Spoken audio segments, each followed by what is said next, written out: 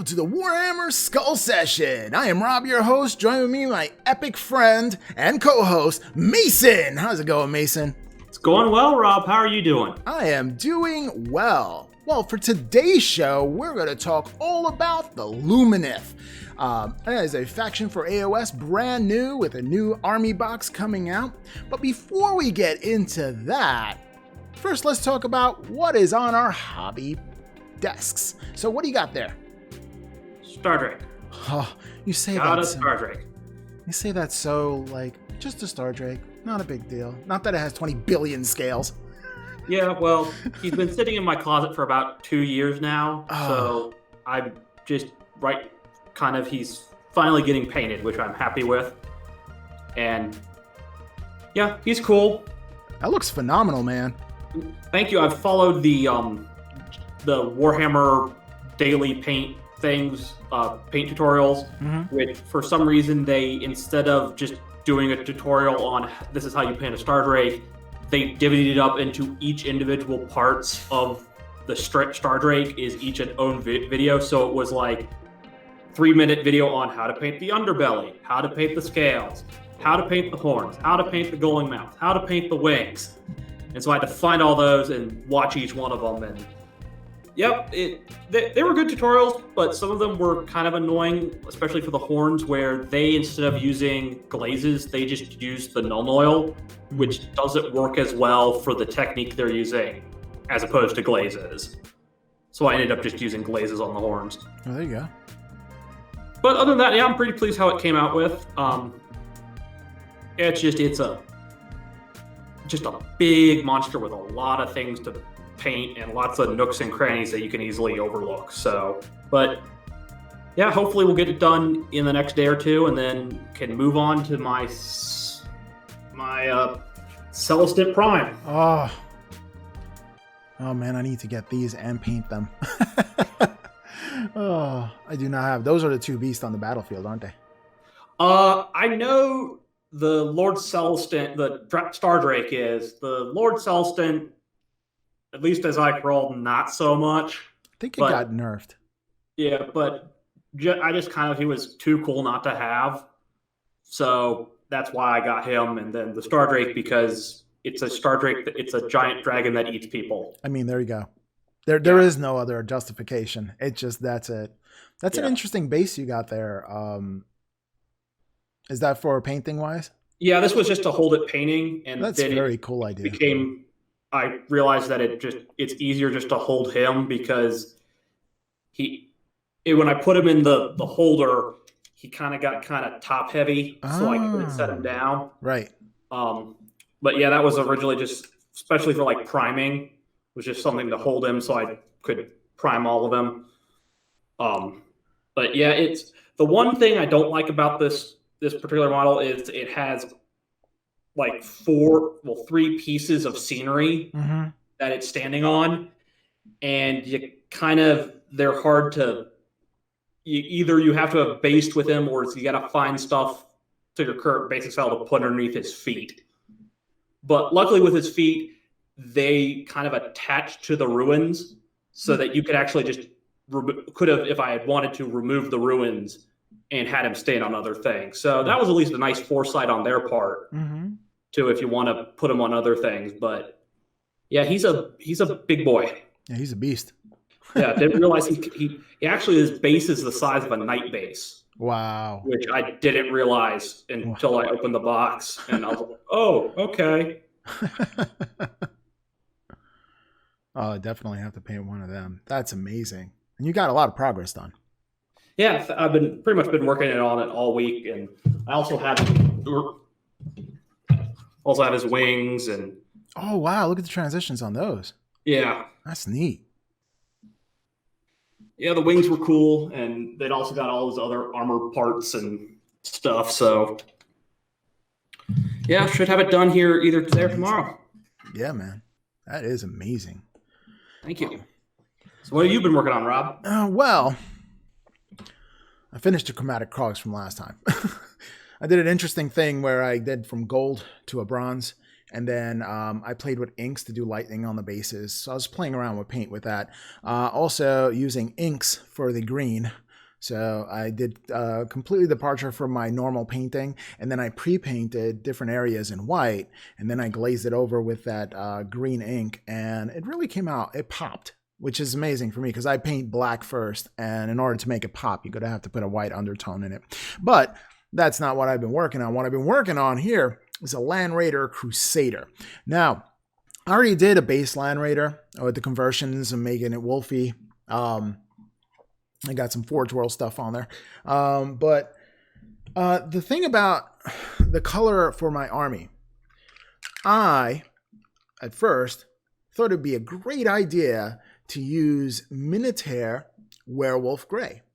And at first, it was an amazing blue. It was like bluish, egg bluish, a little purple in there, and it had a very unique color. And that is a boon as well as a bane at this point, because this particular paint formulated some granules in there, and it absolutely clogs up every airbrush that I own, so it's definitely not the airbrushes.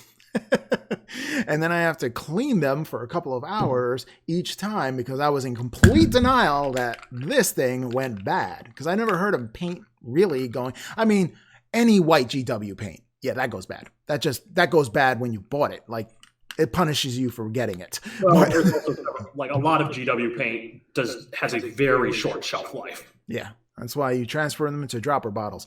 That's what I try anyway, with the stuff that I use frequently. Yeah, man. All right. Well, even then, I think I transferred some Thulin Gray recently, and it basically came out in clumps. What is up with that? Yeah, it was. I was like, I don't know how am I supposed to get like a smooth I'm like, this is why I go to like Vallejo and stuff, just because I have never had their paint kind of crap out on me like that. Oh yeah, a nice Vallejo dead white is about as white, a snow white as you can get. I like that. Also base white from Vallejo, a model color as well.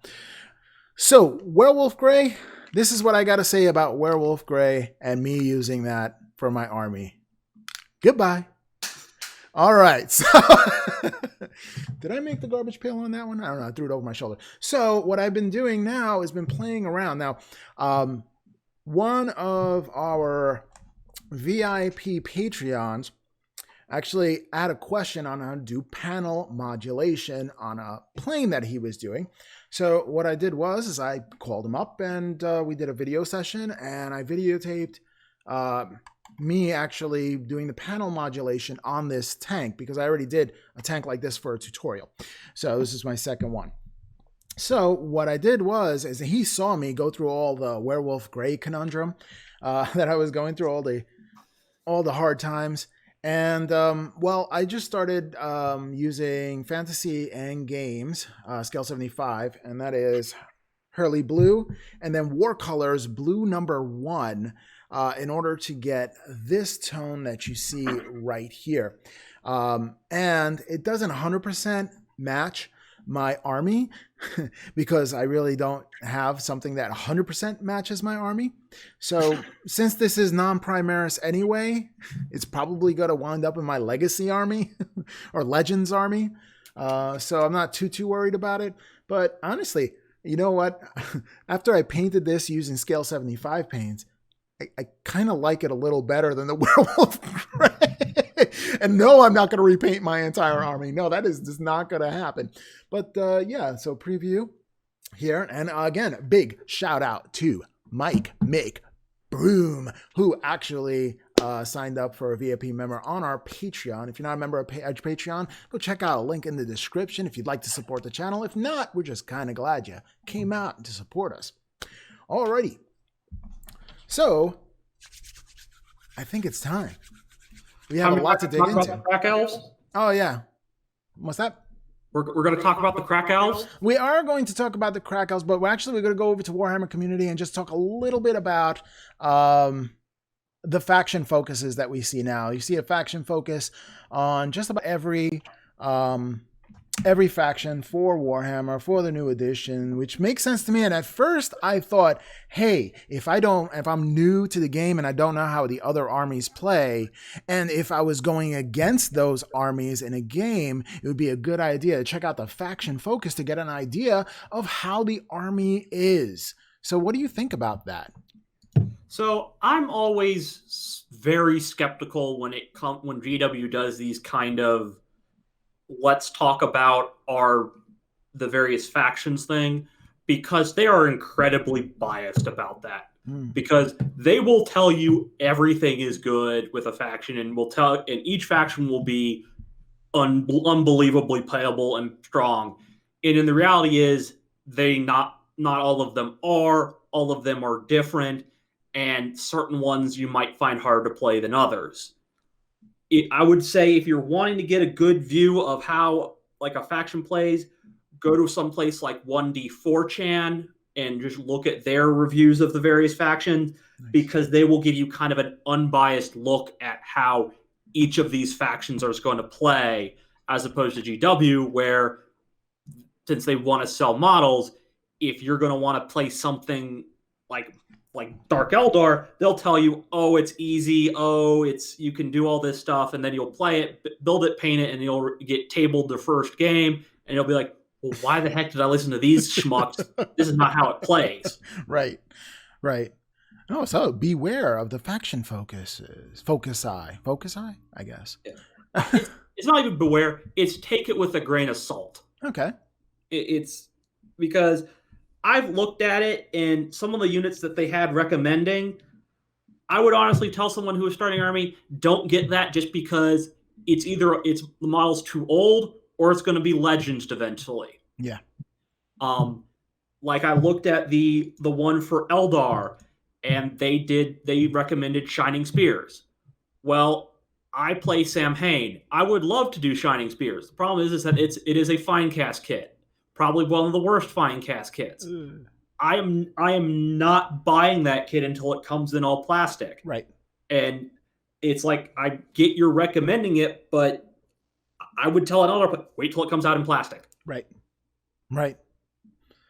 Yeah, there's a lot of models like that. They're in fine cast, and I'm like, no. Well, and like for the Necrons, they were like, oh, get the Deceiver. And I'm like, the Deceiver's in fine cast. And it's an old model. It's not going to look good when all the new Necron stuff comes out. And you're like, well, why did I spend $40 on this fine cast model that looks potato next to all the other stuff I have? And that fought you every step of the process in painting and building. Yeah. Oh, goodness. GW, get rid of fine casts. It's done. Yeah. Put the nail in the coffin. I think they're just trying to get rid of their inventory. That's what it seems like. Well, the only way they'll get rid of it is if they sell it cheaper. The problem is they keep upping their prices on it. I know. And I'm like, no one's going to want to pay plastic kit prices for a resin kit. Well, the thing is that if they lower their prices, then people will say, oh, so you're lowering prices now. And then is that going to be a trend? And they're going to expect that. And then it's going to be a whole big mess. And they try to stay away from that as a company, I think. Yeah, I mean, still, like, they still, if you look at even the, like, my buddy wanted me to get into the Lord of the Rings game. Yeah. And I was looking at that. So a lot of that stuff is still in metal. And also the scale is just, it's a weird scale. It's not 28 millimeter. So it's like everything is slightly smaller than what you would think like a GW models would be. Yeah. And it's kind of like where you would think, oh, I have Aragorn, he would look cool, big and heroic, and it's like, no, he's about the size of a small army man. Right. And you're kind of like, oh, I paid $40 for 4 of these. Well, and they're fine cast or metal. Vince Venturella and the last Nova Open, we were talking about the buildings that came out, the Rohan buildings that they came out. And I'm like, wow, that would be, he said, well, wouldn't this be a cool scenery for, a table for Warhammer? And I'm like, scale's off. The doors are too small. Nah, it wouldn't be. Yeah, I mean, looks cool. I would have gotten Lake Town too, but scales off. Yeah, the scale. The thing is, the building, like the Rohan building and stuff, are amazing, but you can't use them with anything else. And even if you because if you put them in fantasy, a Stormcast, which already kind of before towered over Empire troops, is just a giant compared to what the Lord of the Rings stuff is. Right. And it's just, it's like, how's it going to look where if you have your Empire troops look like giants next to these little huts? Right. Yeah. Not right. Not right. All right. Let's go into, what is it? Oh, what about that comic book from Warhammer that's coming out in Marvel? So it's a Marvel team up. Looking at the cover, and I don't like the way they did Mardius Kalgar, how they drew him from an artistic point of view. I haven't read it yet. Probably really good. I like the way the Marines were drawn. I don't know who the artist is on that one, though. Yeah, I'm like, I hope it's good. The thing is, from what I've been hearing about kind of Marvel comics recently, I'm not sure how well they're going to do the Grimdark. I'm. That's the first. This is the first time I've gotten a really good look at my man Mardius Kalgar. I mean, it could be worse. I mean, I still say the worst kind of visualization of a Marine is the I forget the name. It's the chapter master of the Blood Angels from Dawn of War 3. If you guys don't know what he looks like, just Google a picture of him. He looks like a gorilla. Speaking of gorillas, let me show you what we were talking about. There it is. Taking a gorilla, I think Mardius Kalgar looks fat.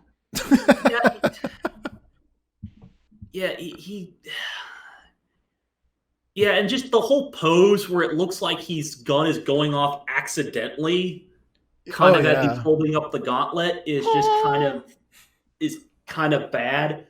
But I'm like, I still say the worst one is the Dawn of War 3, because just like the early ones, he looked like a Marine. This, I'm like, I don't know what creature that is, but it's not a Marine.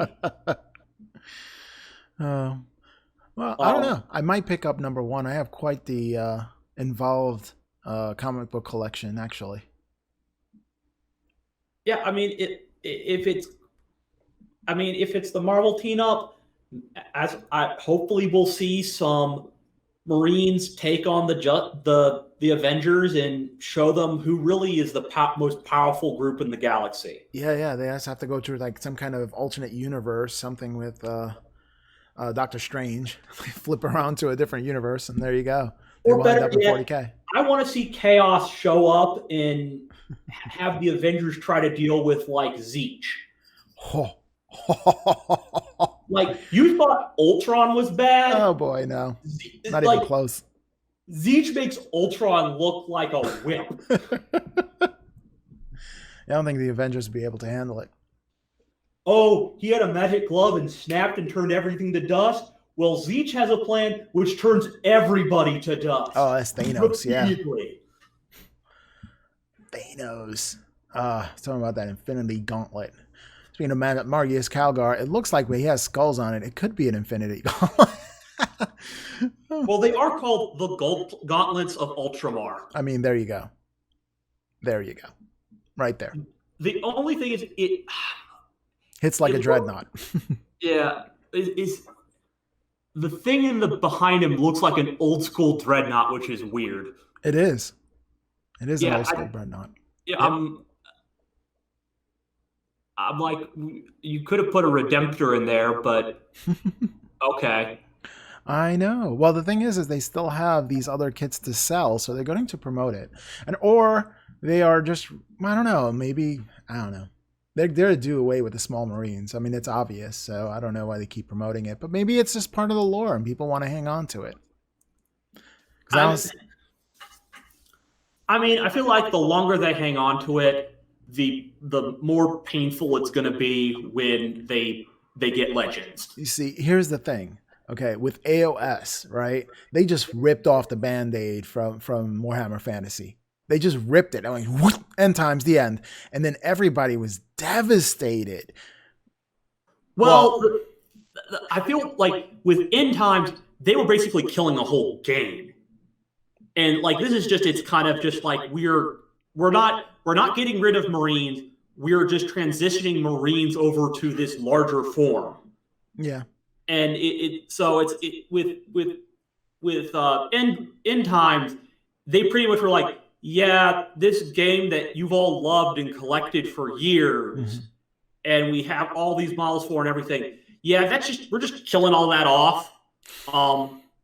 And all the cool lore and stuff we had for that, yep, that's gone. We're kind of transitioning over to this new other weird thing now. Right. I don't know. Maybe they are going to transition to this other new weird thing now for 40K. They're just doing it so slow that we don't notice it. Yeah. I mean, the Necrons are getting rebooted, so. Exactly. I think that Tau is going to get rebooted as well. Which is great because, you gotta run 3 Riptides, right? Yeah. Well, gotta sell those Riptides and Storm Surges. Right? Exactly. I only have 1 Storm Surge. I wonder if they're going to have another Apocalypse box set, because I got that one. Or another Battle Force box, because I got both of them. I think there was 3 of them. I don't know. I have to check what I got. I should do a video on my pile of shame. Everybody seems to be doing that. But before we even do that, let's go into the rumor engine. Kloop. All right, there it is. There it is. That is a Chaos Dreadnought, I venture to say. It's a really bad organ. It might be Necromunda. Oh, okay. Okay. What gives you that?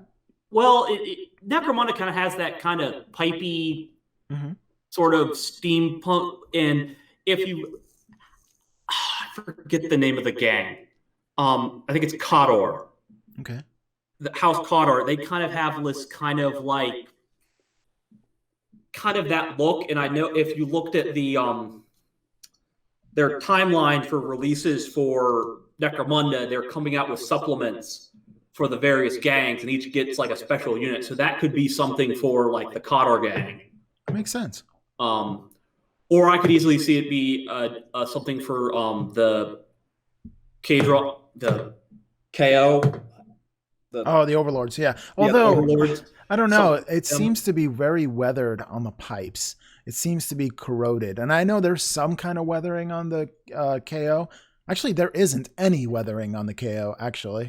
If you look really closely, it's a shiny new army. You have to put in the scratch and dents or draw them in. And this seems like it's started deteriorating, unless they're coming up with a dark KO faction, like the Dark Elves. I don't know. Drukhari. Well, Chaos Dwarves were a thing in fantasy, so... Oh, well. Who knows? Who knows? Yeah, and it could be Nurgle, who knows? Another Slippity Bile Piper. But people hate that model. I think it's fantastic. I think it's just completely out there. It's totally Nurgle in a fun, lively way. And if you've read any of the lore or read any of the books about Nurgle and Nurglings and stuff like that, they're hilarious. I mean, they are hilarious. They're fun because I think that part of the brain that activates pleasure and fun, the endorphins, it's completely active while all the pain receptacles got eaten away. I think that's basically disgustingly resilient right there. I think that's so cool. Also, they are Nurgle is also terrifying. Oh, absolutely. And they're very intelligent. I just finished reading The Lords of Silence, and there's an amount of apathy there. At the same point, you kind of see their side. They have a unique angle on how they view the world. And at first, they were things, and they held on to their past, and that was their identity. And the identity has grown in scope. It is a really good book.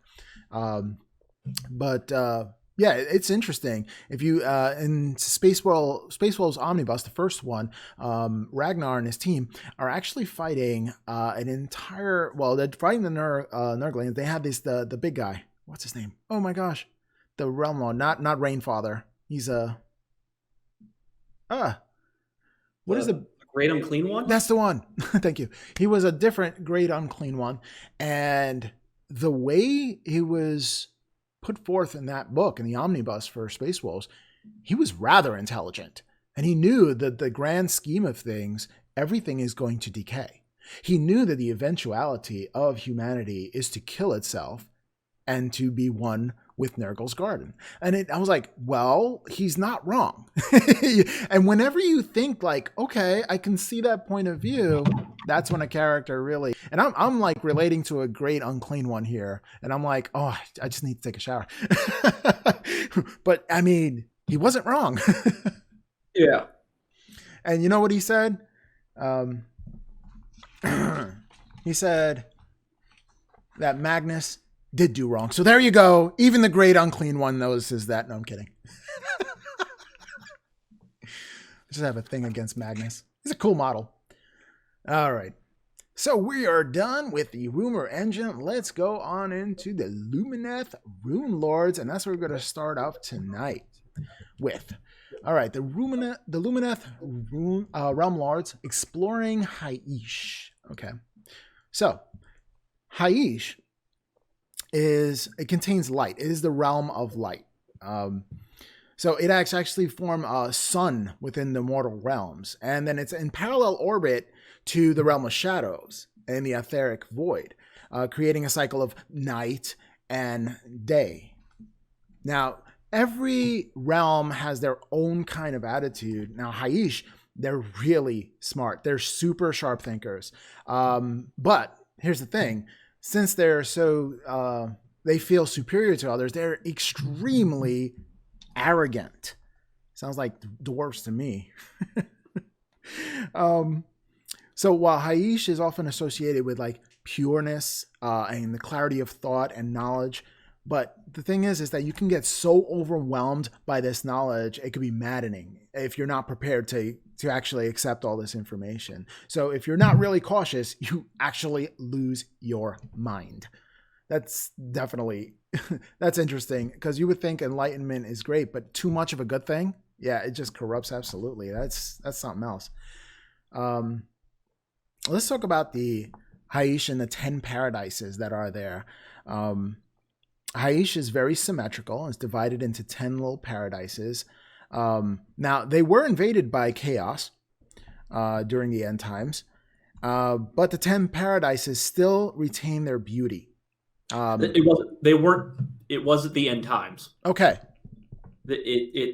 I think it's the Age of Chaos. Age of Chaos was right after the end times when chaos ruled. No, there was not an end times in Age of Sigmar. Oh, that's the world that was. Yeah. Okay. So in the Age of Chaos, thank you. So in the Age of Chaos, you have chaos agents going in there, but it still remains beautiful. It's very mathematical in its precision. And it has a lot of symbolism, and it's all about symmetry. Everything is perfect, or what perfect would be portrayed as. Now, in the center of Haish is island known as Xintil, I believe that it is, Xintil, and it was here that Teclis. Drug. What's that? This is the one. So a side tangent I will have is that GW, when you name these, could you put a pronunciation key in? Right. Because phonetically transcribe that sucker. Yeah, because right now I'm looking at all the names, and they look like various drugs for depression that I see commercials for. The Paradise of Xantax. Yeah, I'm like, these mean it just looks like he just had like just a random letter generator. It sounds elfy. And it's like, if I don't know how to pronounce this, I'm just gonna say okay, that's X. Okay, Y and Z. Because how is Xintil? I think the X is S. Xintil. Because Xintil? No, is Xintil. Xintil. I think it's Xintil. Correct us if we're wrong, GW. That means they're actually watching. Or wait for the audiobook where that is mentioned, and Right. Enjoy having it be like Abaddon and Abaddon. So in this Sintil, it was where Teclis woke up in the Age of Myth. And that's where the majority of the Sigma worshippers are, and that's where they live and dwell. And that's in the center. Now, unlike Nagagisar, where in the Ends of the Realm in Shaiish, it used to be that it was very dangerous on the edges of the realm, but since Nagash actually did Soul Wars and had that inverted pyramid come through, it actually drew in all the power that was on the edges in the center of the realm, basically decimating anything that's in the center of the realm. People have to move to the edge. But this is opposite. Well, I would say this is normal for the realms, where the edges of the realms itself are absolutely treacherous, and the center is the center of life, the center of where most people dwell.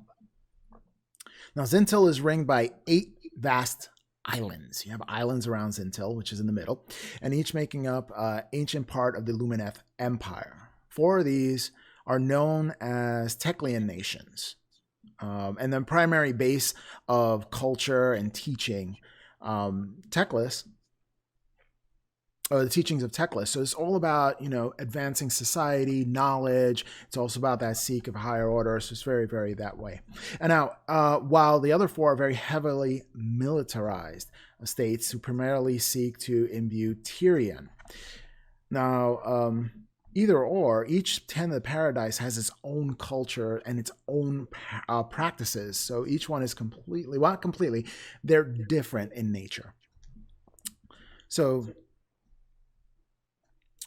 if you do travel to the Realm's Edge on this one, it's called the Perimeter Insimisal. Yeah, that definitely sounds like a drug that you would take for depression. Yeah. Insimisal. Side effects include Haish, the ring of the continent known as Hyexia, lying beyond the sea of liquid light. I'm just trying to encompass that right now. Liquid light. I could sell it.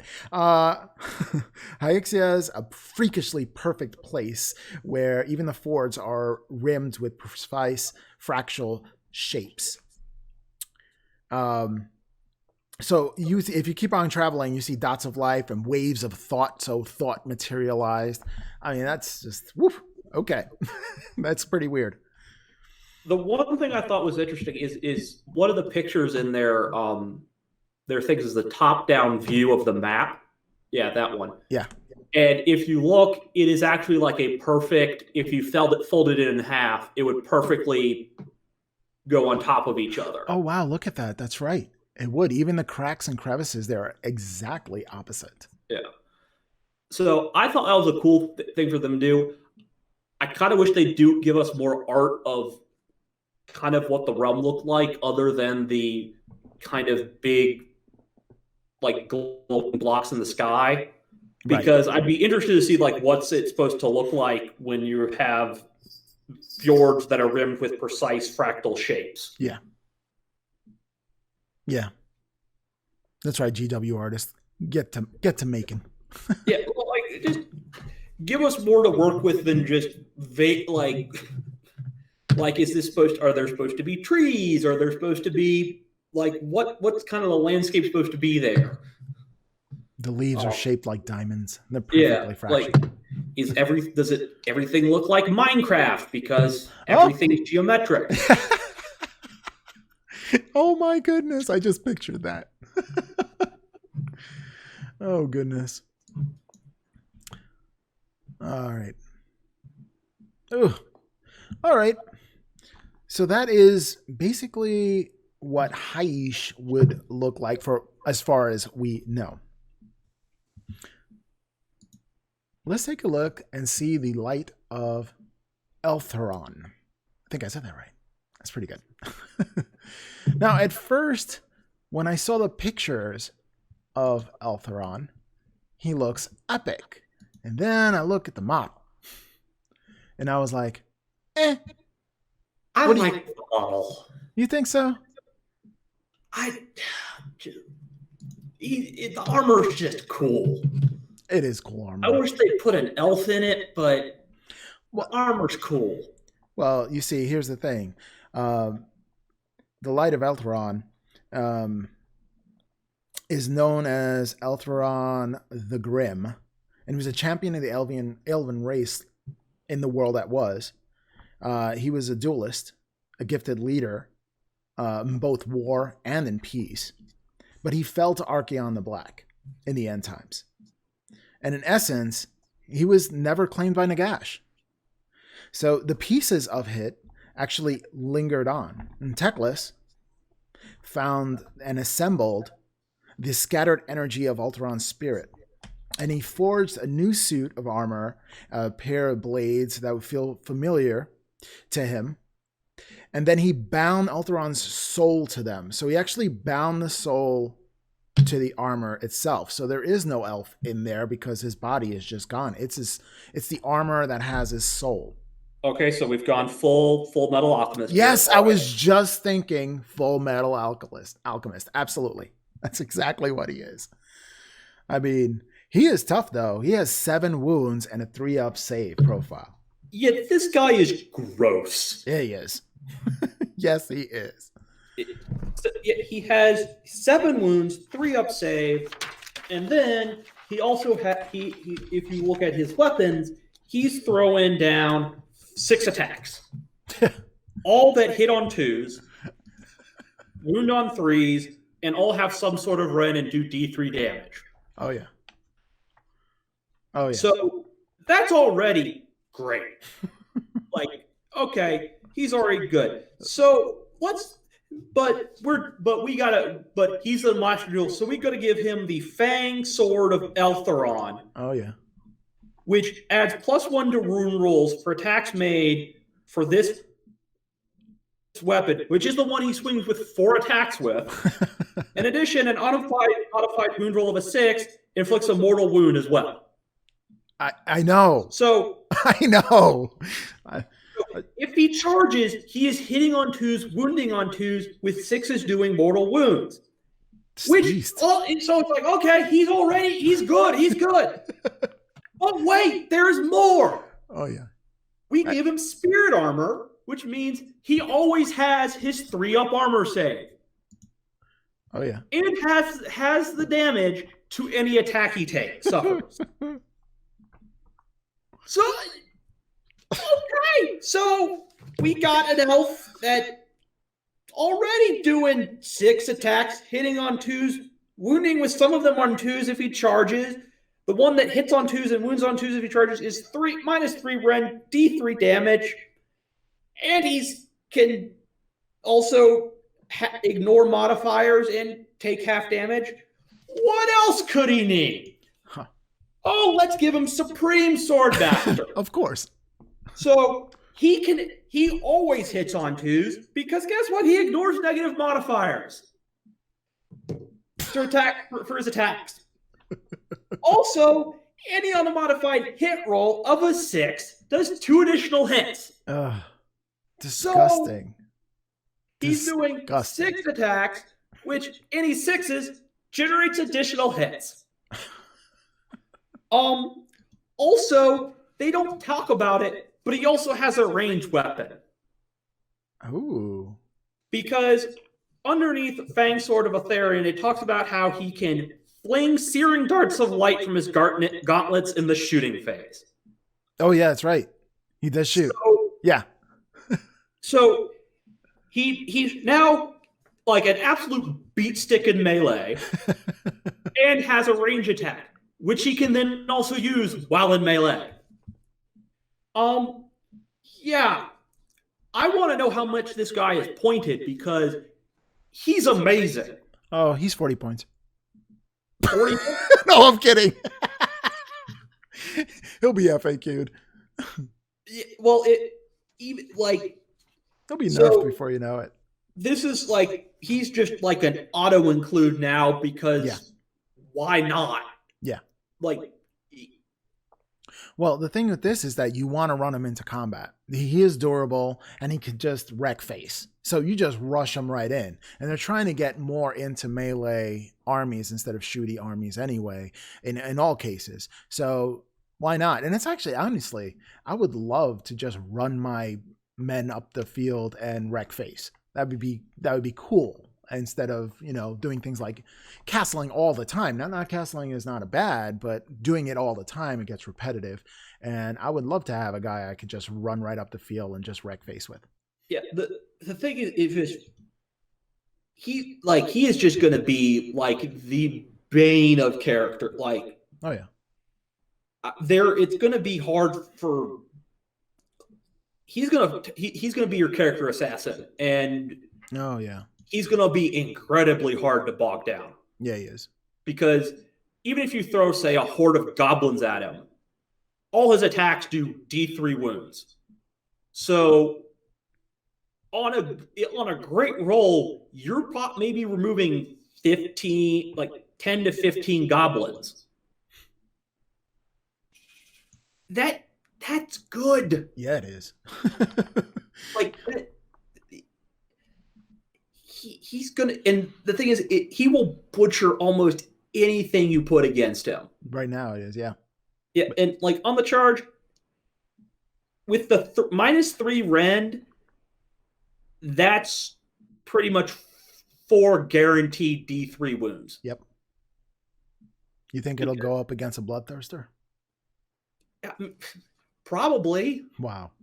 I mean, he might not survive, but he will definitely put a hurt down on him. Yeah. And I wouldn't be surprised if they also have some elfy shenanigans which make him fight twice.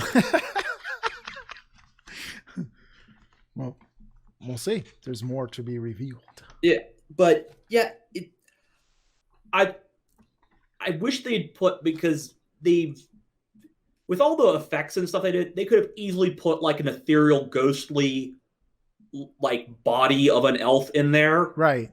And it would have looked cool. Well, I mean, they did use the negative space. Like, I can see where they did what they did, and it is interesting. Yeah, I feel it's interesting, but this is kind of, I feel like they're just kind of like, this is what we can do in CAD, which I'm like, that's great, but does it lead to a cool, like, I mean, as I said, it's a cool looking model. Yeah. But I'm betting he's flimsy as hell. Oh yeah, it looks like he's gonna snap off in so many different connections points. Like this little area with the leg part, it doesn't even look connected. Like, I don't think it is connected. I think that's just part of the base. Yeah, I think that like it's yeah. The connection points are one of the legs and then that grass that's coming up. Yeah. And the other leg is just part of that base. Yeah. So it's like, this is going to be like, I know how you like to remove the models that are standing on stuff so you can put your own stuff underneath. Yeah. This is going to be one of those models where it's going to be really hard to do. Well, yeah, because you can snap off the rest of the model to do it. So you'd have to be super, super careful. Yeah. And then, but if you get the height right, then you could just switch it out for anything. It will definitely take some time. And if it's connected by that grass to the cape, you're including that grass into your model. I mean, I guess you can, no, not necessarily. I guess you could file it down. It will take a lot of effort to put him on a different base, and but not impossible. But yeah, definitely a lot of hard work. Now, the thing is, like, if they put like a ghostly elf body in there, it doesn't really match the lore to the point where it's just the armor that has his soul imbued. So just like Full Metal Alchemist, you open up the helmet. I mean, you take the head off, it doesn't matter because there's nothing in there. It's just completely hollow. I think they really were going for a Full Metal Alchemist kind of drive. Yeah, I mean, I'm like, I get that. That's why I'm like, yeah, okay. It's just in a world of magic and stuff, like it looks a little weird, but I mean, I still like the look of the armor. Oh yeah, it's cool as heck. I love it. It's very ornate, very dramatic. But I feel like even with Full Alchemist, what's it? It's not. Is it Ed? No, yeah. Alphon. Even Alphon's in the armor. He had glow in his eyes when he was in the armor, so you could tell something was there. Right. This you kind of don't have that like hint of, oh, there's some magic about this. Right. Still cool looking armor. Yeah. I don't know. It'll probably grow on me. It's one of those things that are on the precipice of growing on you. Yeah. So not only do we get this new model coming up, we have endless spells coming out for them. Let's talk a little bit about that. Alrighty. So here are the 3 endless spells on the screen. And, you know, even with Eldar, like their terrain set, it's like, okay. Yeah. It's okay aesthetically. But yeah, I mean, they're all right. Right. Yeah. I mean, none of the endless spell kits have ever like, because all of them are usually like push fit kits. Yeah. That are kind of just they're okay. Right. I have yet to have like see one where I'm like, ooh, I really want that. But yeah, they're all right. I mean, I like the Flesh Eater Quartz one that I did. They were fun to put together. It was all right.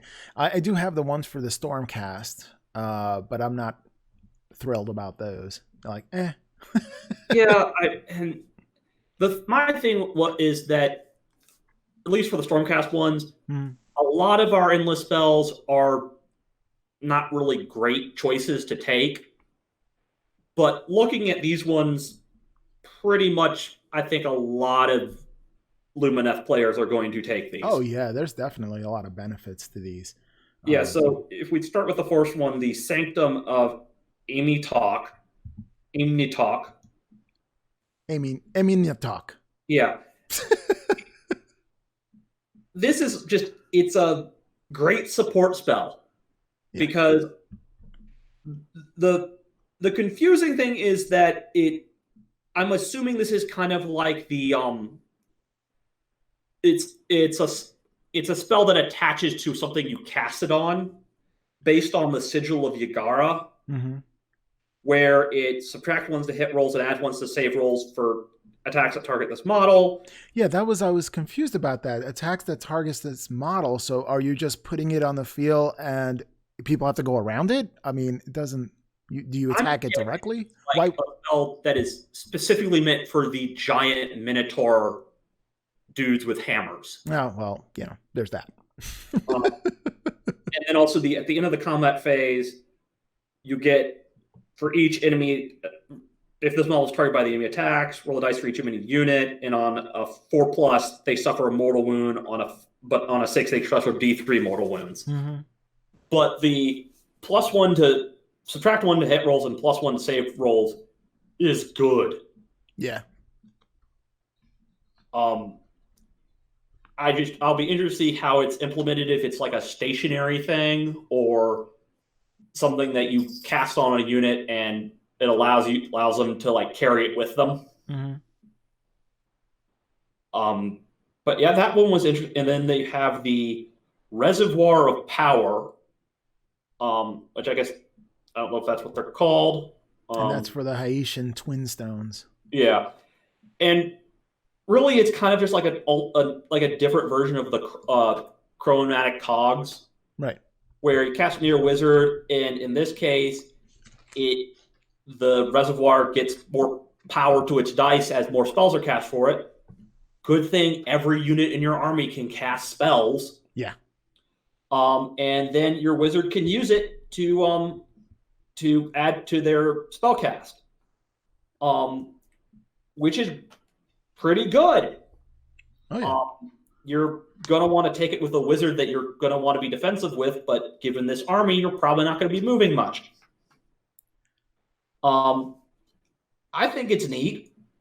Oh, absolutely. Anything that gets you to do more shenanigans on the field, and you definitely want to do that. And if you can just generate more just by having this thing near you, then yeah, absolutely. More shenanigans. Well, this, I feel, is more guaranteed shenanigans. Yeah. Because since it gives it the way through the rules. When this model is set up, place a d6 beside it with the one facing up. Each time a spell is successfully cast by a unit within 12 inches of this model and not unbound, after the effects of the spell have been resolved, increase the value of the dice beside this model by one to a maximum of 6. Mm-hmm. This means that all your units who are casting spells on themselves can increase this to the maximum of 6. If a Lumineth Realm Lord wizard attempts to cast a spell while they are within 12 inches of this model before making the casting roll, the player controlling that wizard can say that they will draw on the power of the Twin Stones. Mm-hmm. If they do so, add the value of the dice beside this model to the casting roll. Then, after the effects of the spell have been resolved, change the value of the dice beside the model back to 1. That's right. So, I can see this being worked up. The way this being worked is you cast spells with all your trooper units, and they build up the charge on the stones, and then till it's full, and then you have your big wizard cast his big spell and drops it down again, and then you maybe, if you have more units, charge it back up, have your big wizard have another big wizard cast a spell again, and kind of wash, rinse, repeat. Right. So yeah, do you have any thoughts on it, Rob? I think it's amazing. If you get more abilities to get more spells off, and this is a very spell heavy army since everybody's a wizard, then yeah, you're going to need that because that is your thing. So that whatever adds to the thing of an army, their own repertoire, is definitely a boon. So yeah, this is just adding more power reserves to your shenanigans that you got to pull off. Like, yeah, and also if you take a lot of endless spells, this will help you get them off better. Absolutely.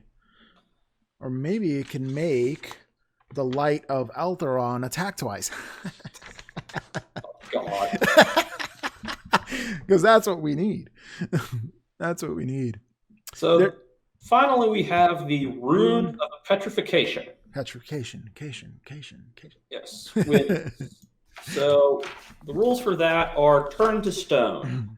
At the start of the movement phase and at the end of the movement phase, roll a dice for each unit within 6 inches of this model. 4 up, suffer D3 mortal wounds. In addition, subtract 1 from any run and charge rolls for a unit within 6 inches of this model. Does not affect Lumineth Realm Lord units. I love this thing.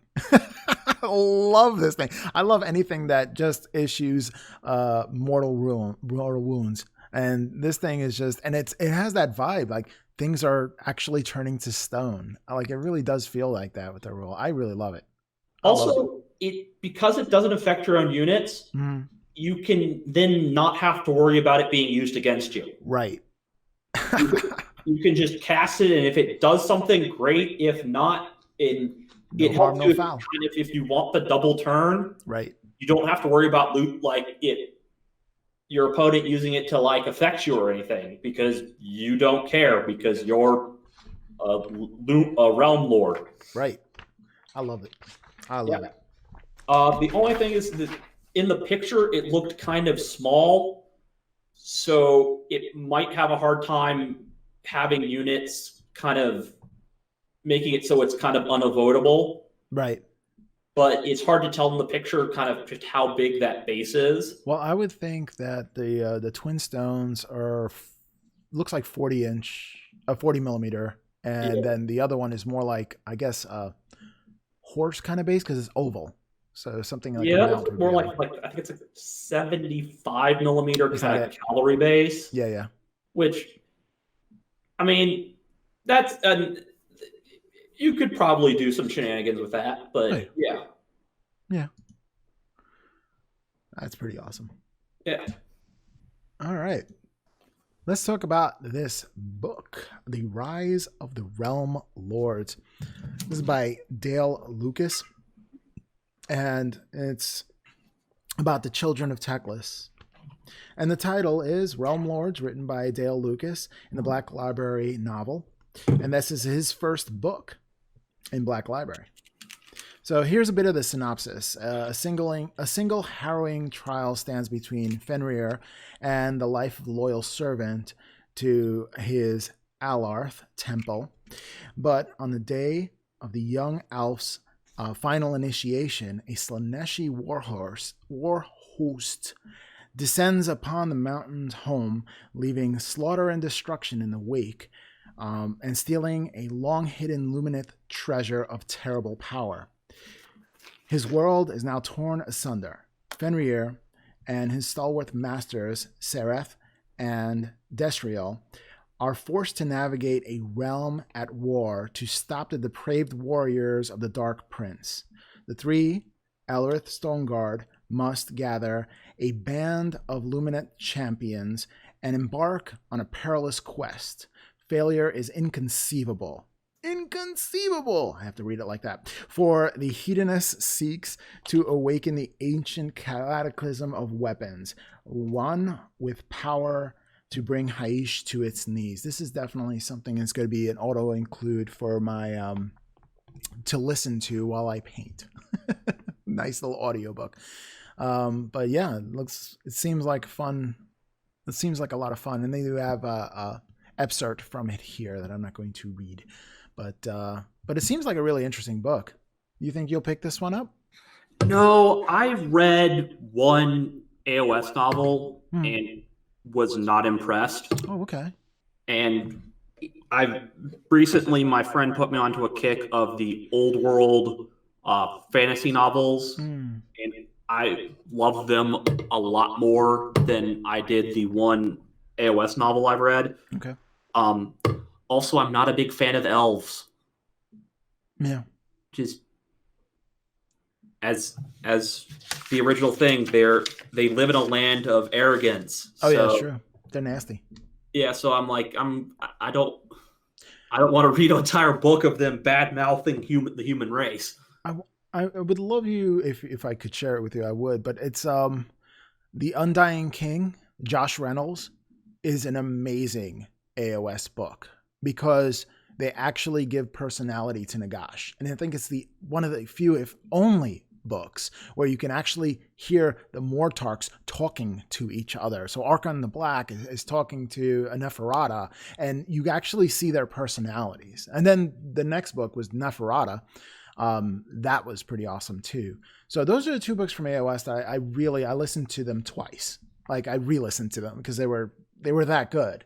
And if you have the time, I do challenge you to read that one. I never read Dale Lucas's work, so I don't know if he's an awesome author or how he spin things. But I know Josh Reynolds, he's pretty good. He's a pretty solid writer. Yeah, the only one I read was Soul Wars. Oh yeah, and it just one thing that annoyed me is that how everything was made of Sigmarite. Yeah. And nothing else. Yeah. And they had to constantly mention stuff was made of Sigmarite. And I'm like, you're telling me there is no other building material in anywhere other than Sigmarite? Hey, didn't you bring your Sigmarite toothpick? Yeah. Oh, and there was the crunching of Sigmarite and the smashing of Sigmarite and the new cereal, Sigmarite bites. Yeah. And I was just like, was just like, okay, this is getting kind of annoying. And then to have, like, Nagash just to me struck me as kind of like Dr. Evil, where he's just kind of like, I'm just going to take over death for some reason. Because I'm evil. He actually tried to do that same maneuver with upside down pyramids early in the earlier books of Nagash. And when he started off, he was actually in a place where the Death Lords, the old army that was with the Egyptian kind of theme. I forgot what. The Tomb Kings. Okay, thank you. So it was the Tomb Kings, and when he rose in that era. He was pretty bad butt, man. He was pretty bad, but he tried to, when he became a necromancer, the necromancer supreme, to actually create the upside down pyramid. So actually coming back, and in those old books, it was the rats that actually got that foiled his plans before. And in a nod to that, when they did it this time, when they foiled his plans, he was like, this seems familiar. There was that one line, I think it was in Soul Wars. It's like, this seems familiar. So he'd actually nod back to the last time where they just ruined his plans with upside down pyramids and stuff. But I still love how they do Skaven in the old world, just because Skaven are the thing that goes bump in the night. It really is. Yeah, they're the thing. No, is there an army of ratmen underneath everything? No, there's not an army of ratmen underneath everything. Don't talk about that. Right. Number one rule of Skaven: don't mention Skaven. Yeah. Well, and the thing is, Skaven will actively kind of try to destroy any records of them in the human world. Absolutely.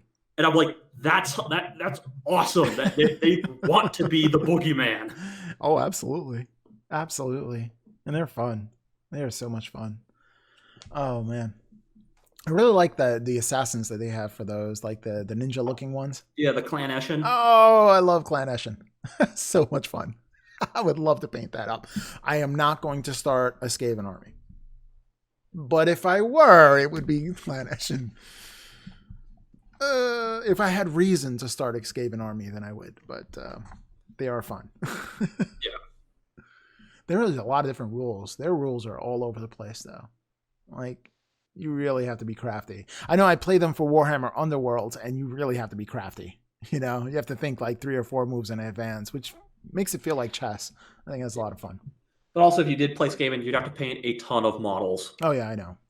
That's why you guys are trying to convince me to paint an orc army. It's the same thing. They'll have a sea of green tide. Wow. I think the WOG and people actually saying WOG goes for part of painting so many models. You really do go insane and you start WOG, you know. Oh, I remember when I'd go to Games Day and like the WOG was something that was shouted on the regular in the hall. Oh yeah, you hear it. And you just hear like from certain like big table events, you would just hear Yeah. You're like, oh, there's the orc players again. I think similarly, Skaven players should have something like skitter. Stab. All right. So let's talk a little bit about what is in the army set, what they first revealed. We know that it's going to be a battle tome. And it's a special edition battle tome featuring gilt pages, edges, and a full art on both sides. So you can see it from both sides, and it continues. And then it's going to have the Lumineth Realm Lords army set with full customizable kits. And that's interesting because it's not just, the push fits. There's definitely full customizable kits right off the bat. And they have Ynnari Alderaan Wardens and Venari Dawn Riders, led by the Light of Elrond, Mr. Man. Yeah. Yeah. So you have options for personalizing and equipping the troops with interchangeable heads and gear options, accessories, and even optional unit champions. And if you want to play this, have a faction and play it in Warcry, actually a White Dwarf 454 has the rules, so you can actually add them on to a Warcry campaign. So it has accessories as well. So the army set includes acrylic combat gauges, which I really don't use any of my acrylic combat gauges ever. Yeah, I wish the combat gauge they gave was like one they did way back in the start of AOS, which was metal. Oh yeah, that's cool. And it was a really nice combat gauge. That is nice. Nice. But they sold it separately. Yeah. Include that in the box. Yeah. I think people were gouging out people's eyes with it. I don't know. I don't know. I'd be more worried about the tape measure they did, where you could probably brain someone with that. So you have a token board with reference cards to keep track of a variety of in-game effects, and you're going to need to keep track of those in-game effects because there's a lot of them. Mm-hmm. And how much Aether Quartz your units have left to use. And especially if you're hoarding and bunching in some of the Aether Quartz in some of the models that allow you to gather some of those, then you're going to definitely need to keep track of them because there's going to be quite a few. So this is quite an involved army. I don't know if you would call this more of a starter army because there's just so many shenanigans. And so if you start off with it, I don't know if you'd be... I mean, you would wreck face with the Light Aelves, but I don't know. There's a lot of shenanigans for me to remember when playing this army. I'm going to get into how they play in just a bit. But the models look absolutely amazing. I do love the cavalry. They look pretty majestic. It's not just all straight pointy heads. I like that they went with the, I guess, the ornate headdresses to it. It's not just plain and pointy. I like that change on it. Now, what I don't like is the cow symbols. I think it's going back to Old Testament biblical times when they worshiped golden cows and Moses came down with the Ten Commandments. I think that's what they were going for right there. I don't know. I could be wrong, but it seems that way. It does.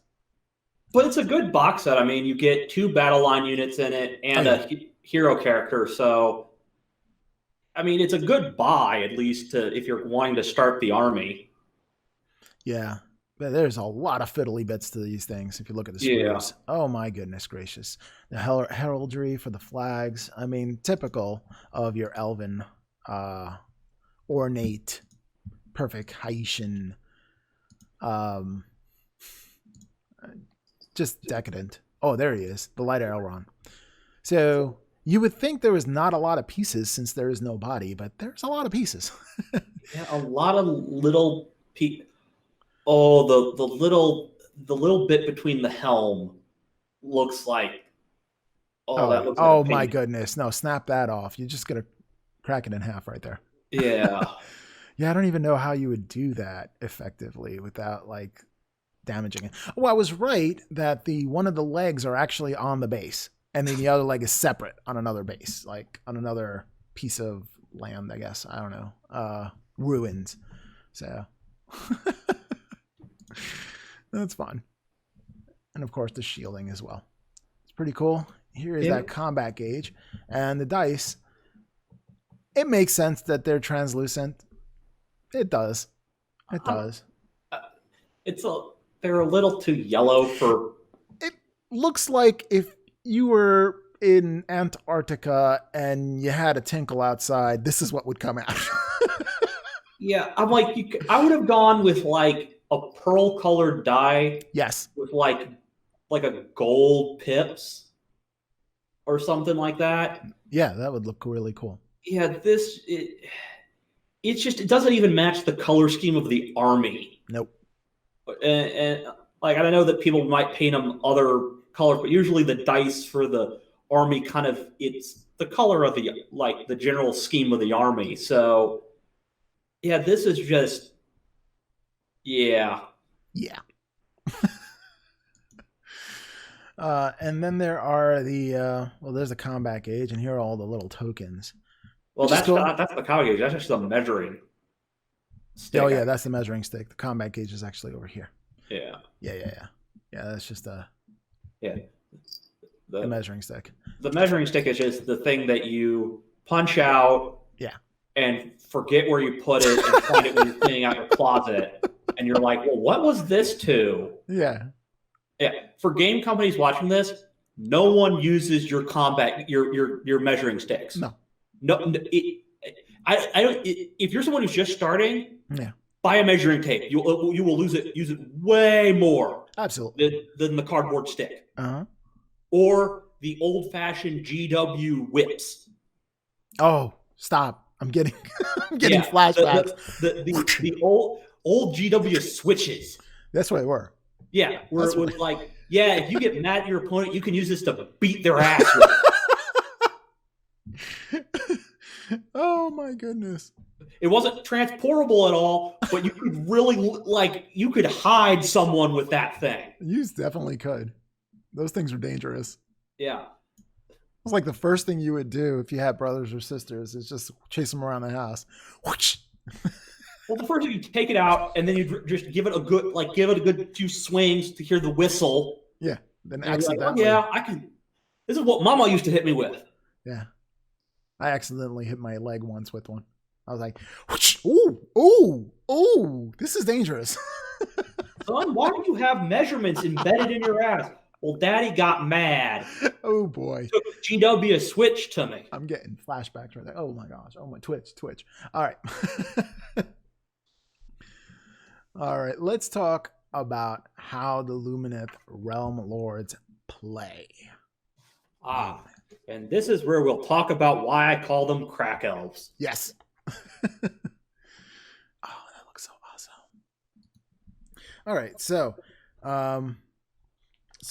they're very versatile. And with a lot of different play styles available, there's a lot of different combos you can come up with. So broadly, the army itself, it's an army killer defensive force that excels in tackling armies, charging head on. Punish them with deadly firepower, suppressing durable core units, and this army, for tacticians and strategists, rewards you for fighting in formation while disrupting enemies, with withering shooting, infantry shredding cavalry, and devastating magic. So that's the baseline of it. Now it does have allegiance abilities. All right, let me go into there. Yeah, go ahead. Well, their allegiance abilities, but their first one is they got cocaine. How so? Because every elf's got this Aether Quartz reserve. Mm-hmm. So each elf is carrying. They carry a tiny reserve of Aether Quartz they keep in a gem-like container. In extremes, the Realm Lord can break open the vessel's seal, allowing them to temporarily increase their physical and arcane prowess, albeit at heavy emotional cost. Oh my gosh. They have AOS cocaine. Oh my gosh. So I mean, you're not wrong. GW, if this is the cocaine army. It really is. Yeah, if this is going to be the army that teams up with Snowflame. And if you don't know who Snowflame is, it is a Marvel villain whose main power is fueled by cocaine. So, once these elves snort the magic power rock, they each start carrying one stash. Once per phase, you can say that one unit will use the Aether Quartz reserve. Mm-hmm. And use one of the following Aether Quartz cocaine abilities. Oh my gosh. However, after using the cocaine, you have to subtract one from your bravery for the rest of the battle as you come down off the killer high. Oh my gosh. So, this is all your units can do this. I'm also assuming, I hope hilariously, that the Spirit of Elrond can do it, because there's nothing funnier than an armor who gets high on cocaine. So, one of the abilities, wonderfully named, is Heightened Senses. You can say a unit will use this ability when picked to shoot or fight.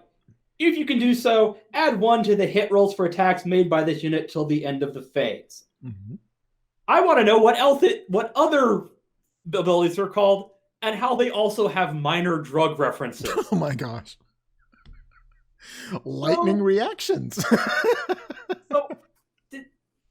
Also lightning reactions, which they all get. This isn't a cocaine-based ability. They're just all twitchy from the coming down off the stuff. So lightning reactions, during your combat phase, when it's your turn to pick a unit to fight, you can pick 2 eligible units instead of 1. If you do so, each of those units can fight one after the other in the order of your choice. So that's good. Yeah. I mean, so not only of your drugged out elves have their own kind of magic cocaine ability, you can pick 2 to fight each time you pick a unit to fight, which that's amazing. Even if you aren't picking first, mm-hmm. you're still gonna pick you're still going to be able to pick 2 after your opponent picks 1. Right. You can really dwindle down. Good. Yeah, if you're attacking 1 unit, you can really dwindle them down before they can retaliate. Yeah. Yeah. And especially if you get the double turn, that's going to be nasty. Oh, yeah, it is. Yes, it is. Yeah. So I'll let you take the Venari. Okay. Or Venana, whatever. The Venari. The Lumineth Rumors was a verse faction of a society segmented into subcastes of warriors. The largest of these Venaris, the army charged with defending the nations of the Lumineth form, those who invade them. So on the tabletop, the Venari units consist of Alderaan Sentinels, Alderaan Wardens, and Dawn Riders. So you have your bowmen, you have your spearmen, and you have your cavalry for the high elf armies in the world that was. So these units can all form shining companies, which makes them harder to hit when fighting in base-to-base contact with their kin. So shining companies. It says after a Venari unit is set up, if the base of each model in the unit is touching the base of 2 or more other models from the same unit, then the unit becomes a shining company. That unit remains a shining company until, after finishing a move, the base of each model in the unit is no longer touching the bases of 2 or more other models from the same unit. Until after removing the slain model from the unit, the bases of any remaining models in the unit are not touching the bases of 2 or more other models from the same unit. So it's subtract 1 from hit rolls for attacking the target of the Shining Company. However, the Shining Company cannot run or charge. The models in the unit can only move 1 inch when they pile in. And that is the Shining Company right here. All right. So yeah, so definitely you have you're going to want movement trays. You're going to want movement trays. Yeah. You don't want to separate these guys. You want to move them all in. Yeah, absolutely.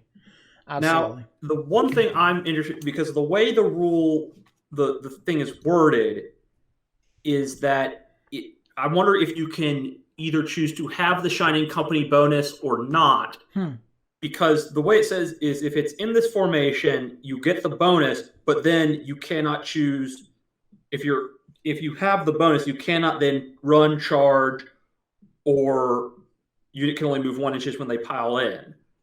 So I'm assuming it's not a thing where you can choose to charge, fight a combat, but then at the end of combat be in the Shining Company formation and then say, well, now I have the Shining Company bonus for when you fight, when your opponent fights. Yeah, it's pretty cheesy.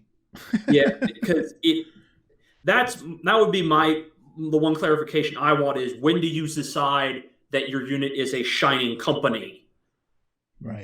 Because I could easily see it as I could turn this on and off and start my round with, okay, I'm apart, I'm not a Shining Company, but then after I charge and attack, well, now I'm in a Shining Company, so when you hit me back, I get the -1. Right.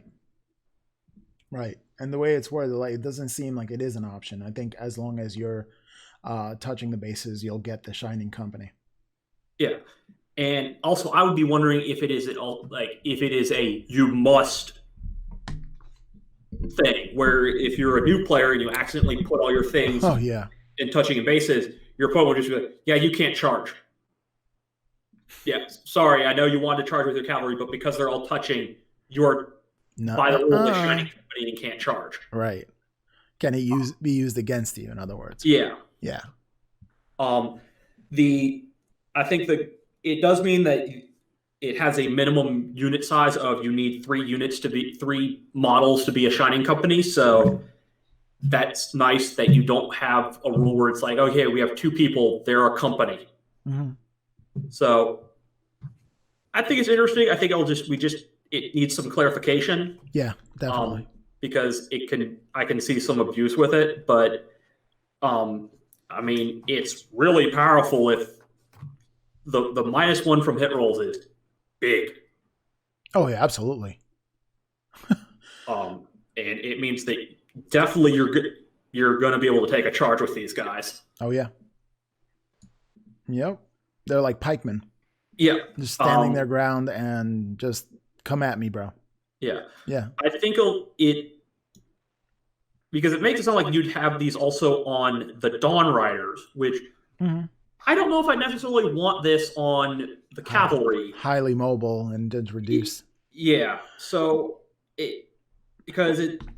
Well, again, that could be situational. So let's say if you have you're facing on a Star Drake or something like that, right? Or a Gargant or something huge, and you want that formation as a line to stop it from getting somewhere else. So you have these highly mobile riders to come in. The cavalry comes in, set up that formation, and stand their ground. So this way, that big bad cannot harm anybody in the back. So I guess that could be a use for it. So in reading further down in their description underneath the Shining Company, they kind of talk about how its uses. And of course, the obvious one is the wardens forming the pike wall. Right. But the interesting is they talk about Venari Dawnriders can use this ability to mitigate enemy firepower before breaking into a well-placed charge. So it makes it sound like you can be in Shining Company but then just lose it if you charge. Right. Which, I can see some shenanigans with that. Like, because it doesn't say, I can't read it in the Shining Company rules. I don't see where it says that when you start counting as a Shining Company, when you stop, there's no like a phase that you say, like a start of the movement phase, you're a Shining Company. That's just always on. Yeah, it's always on. So, and if you can turn it off, that means you can then turn it back on again at any point. At any point. So, yeah, I feel like that's going to be abused for a while until it's FAQ'd, or it's going to be FAQ'd the first week the book comes out. It's definitely going to be a selling point for people who want to win tournaments. Yeah. The cheese is out, ladies and gentlemen. The cheese is out. So, next on there is the Alarathi units, basically the croquet players. And I have to say to you, those are the worst hammers I have ever, like, just, they're croquet mallets. They really are. Yeah, I'm like, this is like some Alice in Wonderland, like, this is the army of the Red Queen. So they have an ability for the first turn of the game. The croquet players get this ability called Enduring as a Rock, which, after armies have been set up before the first battle round begins, at the start of any of your hero phases, you can pick any friendly number of friendly Alarathi units and say that they are adopting the mountain stance. Yeah. So we've got cocaine references and now yoga references. So if you do so, until your next hero phase, if the weapon used for an attack that targets an Alarathi unit in the mountain stance has a rend characteristic of -1, change the rend characteristic to no rend. No. Yep. This I feel is I'm very situational. Yeah. Because one, you have to assume that your Alarathi units are either getting shot at or fighting a unit that has -1 rend. That's right. And then you have to pop it. The one thing I can see that it will work is that it's good if you get double turned, because since it lasts till your next hero phase, right? You pop it on your turn, your opponent goes. Then if your opponent goes again, you get a lot of use out of it. But it's still because of it's the -1 rend. It makes it really kind of, you're only wanting those units fighting things that have the -1 rend. Right. To optimize. Yep. Absolutely. Yeah. And if it's shooting, I mean, what's weird is the wording because it says, but before the first battle round begins, and at the start of any okay, I guess you can do it before the first battle round or at any of your hero phase. Okay. Right. Yeah. So it's an interesting ability. I hope they have other ones that this kind of indicates that because given how the cocaine works, these yoga stances may do different things depending on that are kind of like situational one-time buffs. Oh, right. Yeah. Like once per game or once per round. Yeah. Mm-hmm. Yeah. And we'll see. Now, Teutonic Force. This is actually pretty cool. So it says here, at the end of each combat phase, you pick one enemy unit within 1 inch of a friendly Alderaan unit. You cannot pick the same enemy units more than once in the same phase, but after you pick each unit, your opponent must move that unit 2 inches, and that unit must finish a move more than 1 inch away from any Alderaan unit from your army if it is possible to do so. And once your enemy unit has been forced to move, any friendly Alderaan unit that are within 3 inches of any enemy unit can make a 1 inch pile-in move. So this is just like, I can see it in the like lore wise, it's like like just pushing them back, forcing your units into, forcing your enemies into different situationals. It can get quite hairy. The one issue I saw with is because it's in there, it says your opponent must move that unit 2 inches. Right. What if you put him in a scenario that he can't move that unit 2 inches? If possible to do so, or no, it's must move 2 inches. Yeah. I don't know. And it must finish 1 inch away from any more than 1 inch away from any Alderaan units from your army if it is possible to do so. But I'm like, so what if it can't move that 2 inches? It dies? Yeah, I'm like, so if you surround a unit that is affected by this ability, you can just say, well, it dies now. Right. Oh, can you imagine? Nah, that would be broken. Yeah, I'm like, again, it's a rules clarification thing where it's like, if I surround a unit or push a unit back into where it can't move, does the Teutonic Force just not happen, or does it die?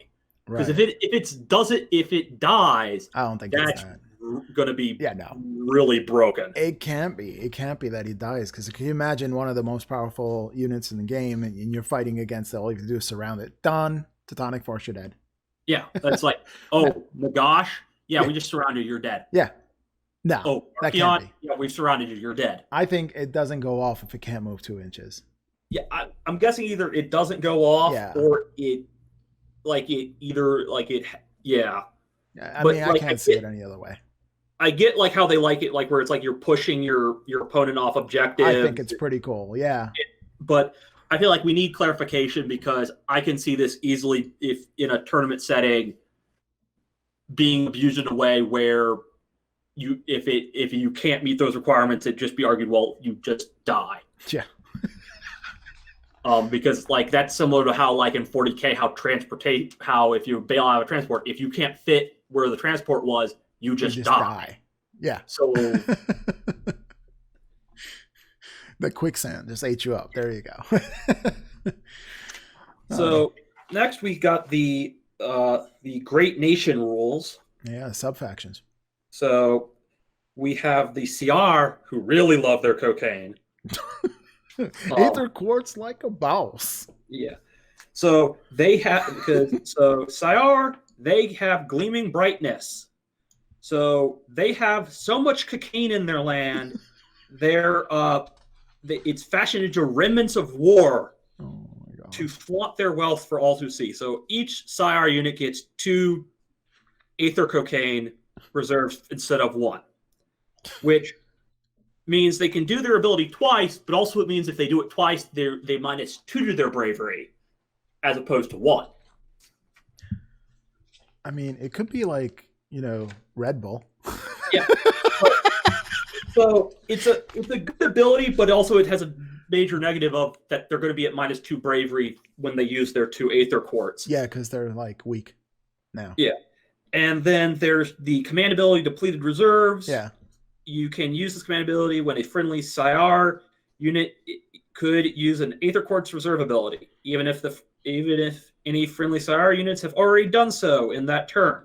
If you do so, pick one friendly thir unit that has any Aether Quartz reserves and is wholly within 18 inches of a friendly thir hero.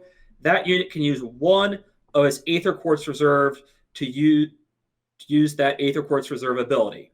So, from what it sounds like, is they share. Yeah.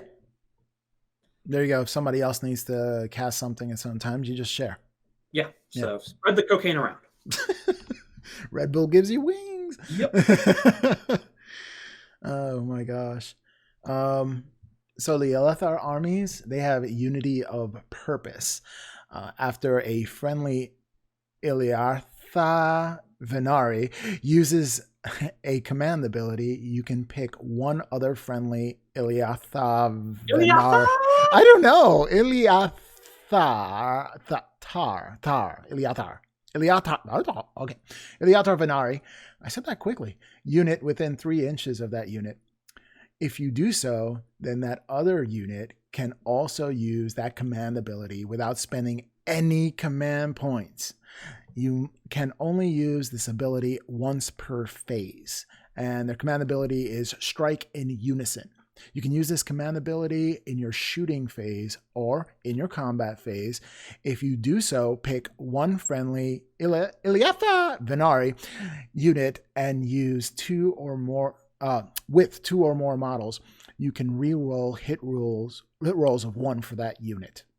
So you're rerolling hit rolls of rerolling 1s for that unit. That's pretty awesome.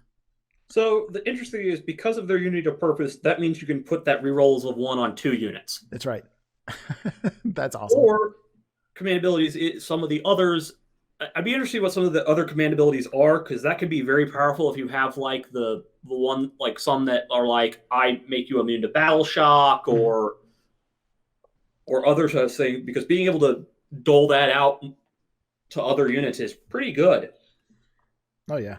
I mean, you get the Light of Alderaan and, make them go double turn. And if that's a command ability, then bam! Right there. Yeah. And then we have everyone's a wizard. Everybody joins the party. Because I guess they're student of Teclis, but we forgot Tyrion, because Tyrion is... They mentioned Tyrion, but he disappeared, didn't he? He just disappeared? Well, he's brought up... I've, in my notes here, I've mentioned, he's brought up in, helping establish this realm in light. Yeah. But they just are after that, they're just we don't mention Tyrion again. I think he's missing. I don't know. I don't know. I don't know how you can lose an elf, but... I mean, you just misplaced one of the gods of the realm. There you go. So, because they live in the land of magic cocaine, all these elf units are wizards. So, the pikemen can cast spells, the horsemen can cast spells, even the horses can cast spells. I don't know. But they can all cast spells. It's great.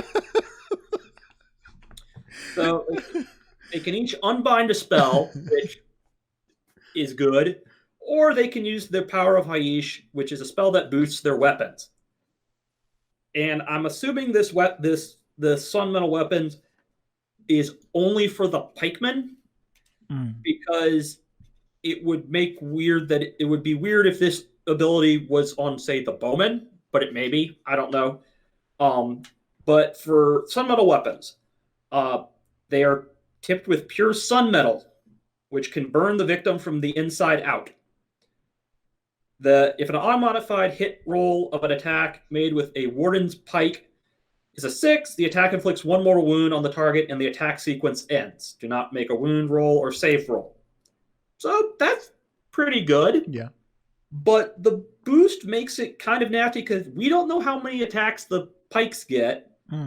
The power of Haish has a casting value of 6. If successfully cast until your next hero phase, the sun metal weapons ability for the caster and or the unit they are a part of causes mortal wounds to be inflicted on an unmodified 5+ instead of a 6. And any number of Lumineth Realm Lord Wizards can attempt to cast Power of Haish in the same hero phase. Nice. So, group of 10 pikemen that may have 2 attacks each, doing mortal wounds on 5s and 6s. That's nasty. Yeah. That is nasty. Yikes. Yeah, I'm guessing that maybe the Sun Metal weapons, we might see similar, like a same type of ability, but like on the archers, where if they hit on a 6, they do mortal wounds, something like that. Mm-hmm. Maybe. And if that's the case, this army is going to be just pumping out mortal wounds. Oh, yeah. Well, and they're situated. It's the new shiny. They're going to start doing that. It's the new shiny. It really is. Literally shiny, because they're made of light.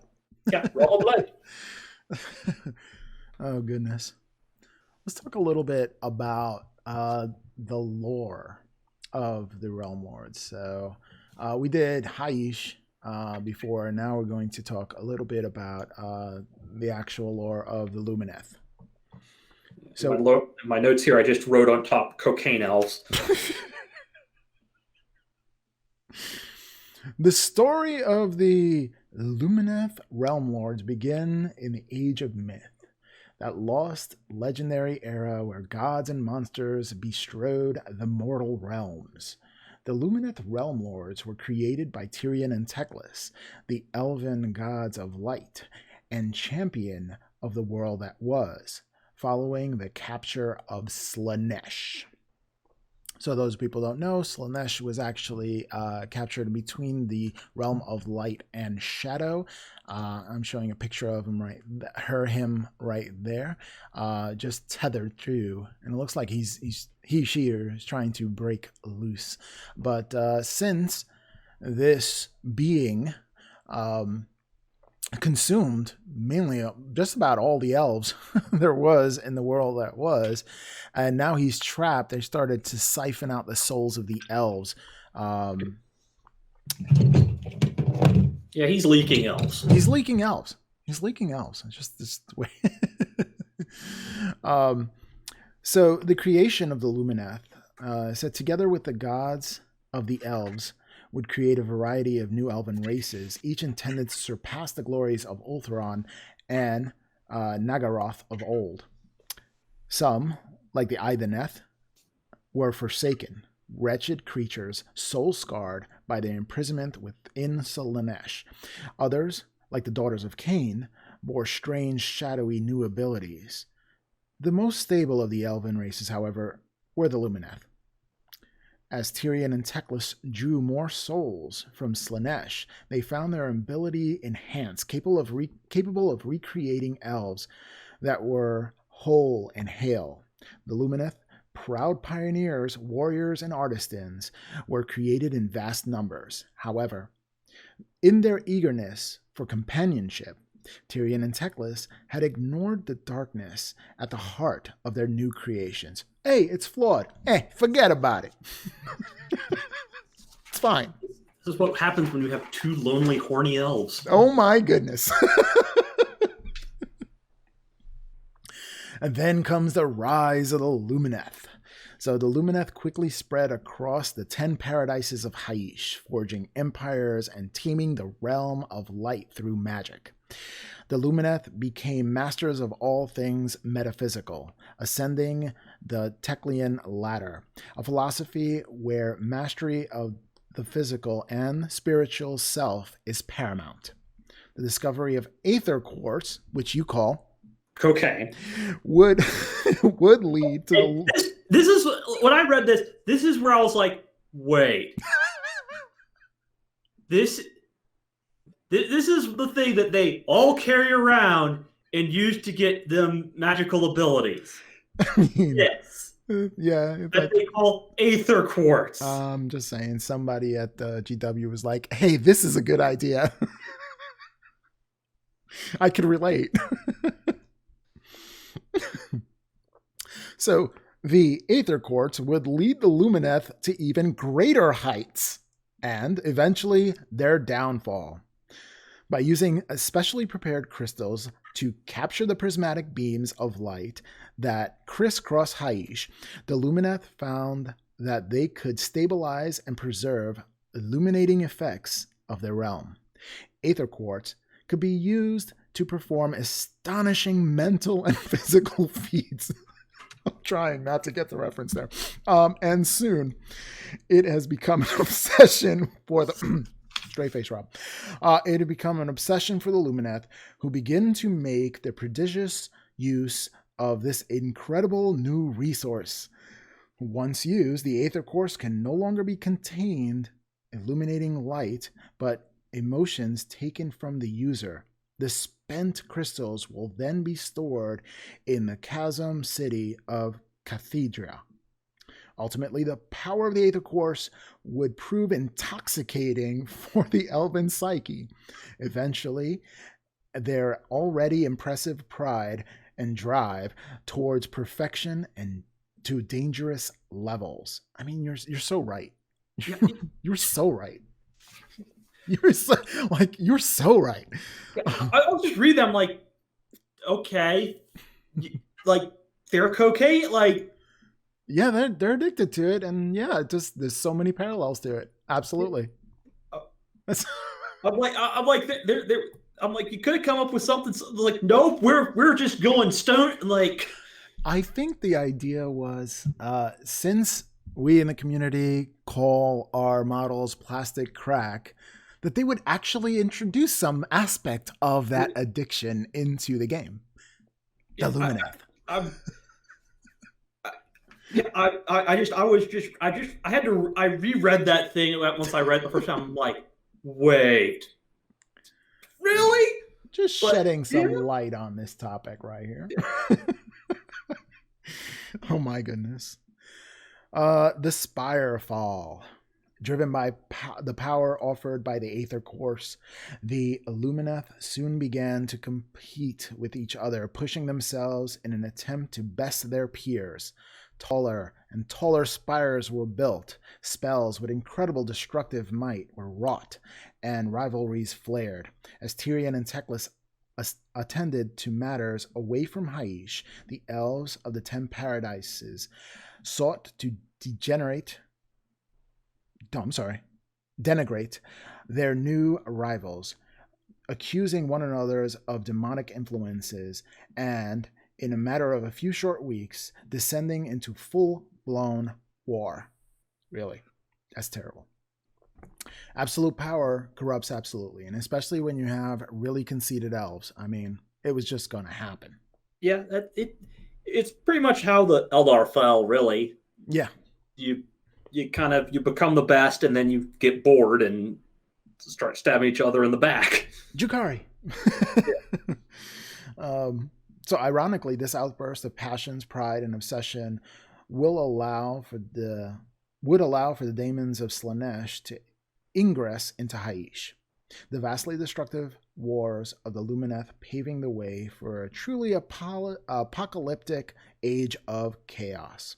When the duel is settled, only a few enclaves of Lumineth remain amid the ruins of the shattered empire. The survivors preserved by their military genius of Tyrion. However, Teclis was nowhere to be seen. See, he's gone. Well, Teclis we have. Oh. It's Tyrion because Teclis we have a new model for.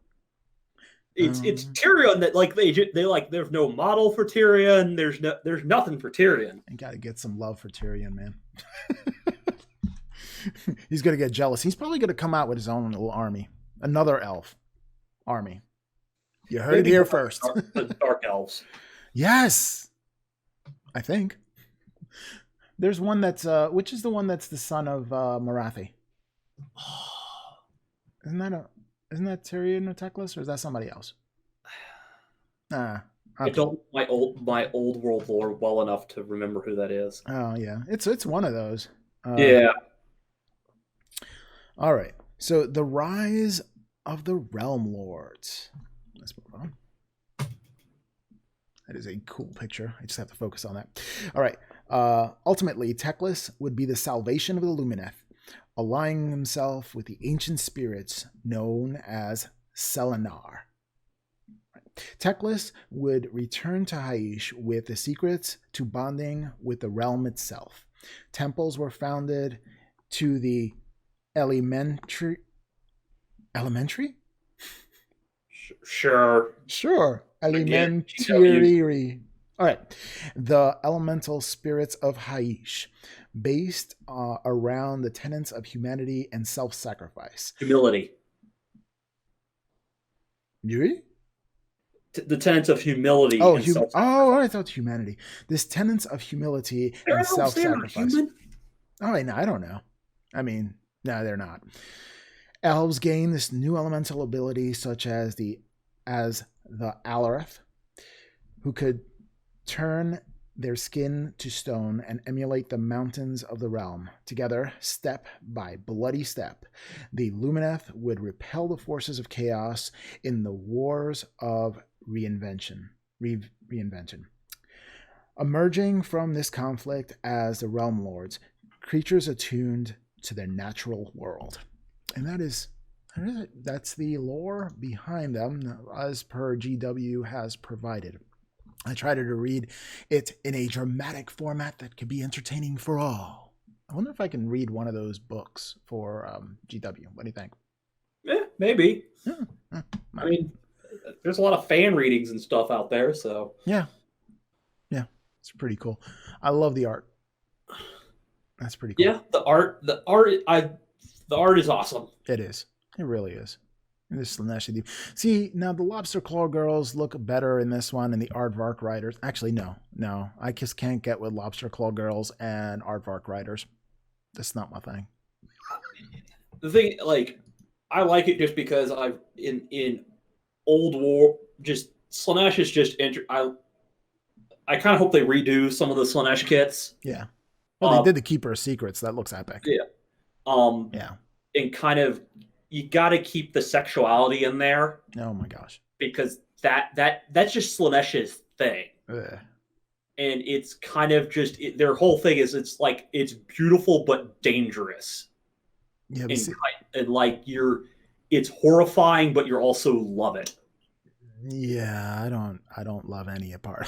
It's not my thing. Hey, for people who like to play Slaanesh armies, that's your thing. That's awesome. I don't see myself ever collecting it though.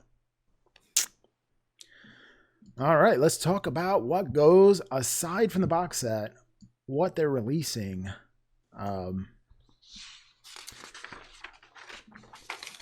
Okay,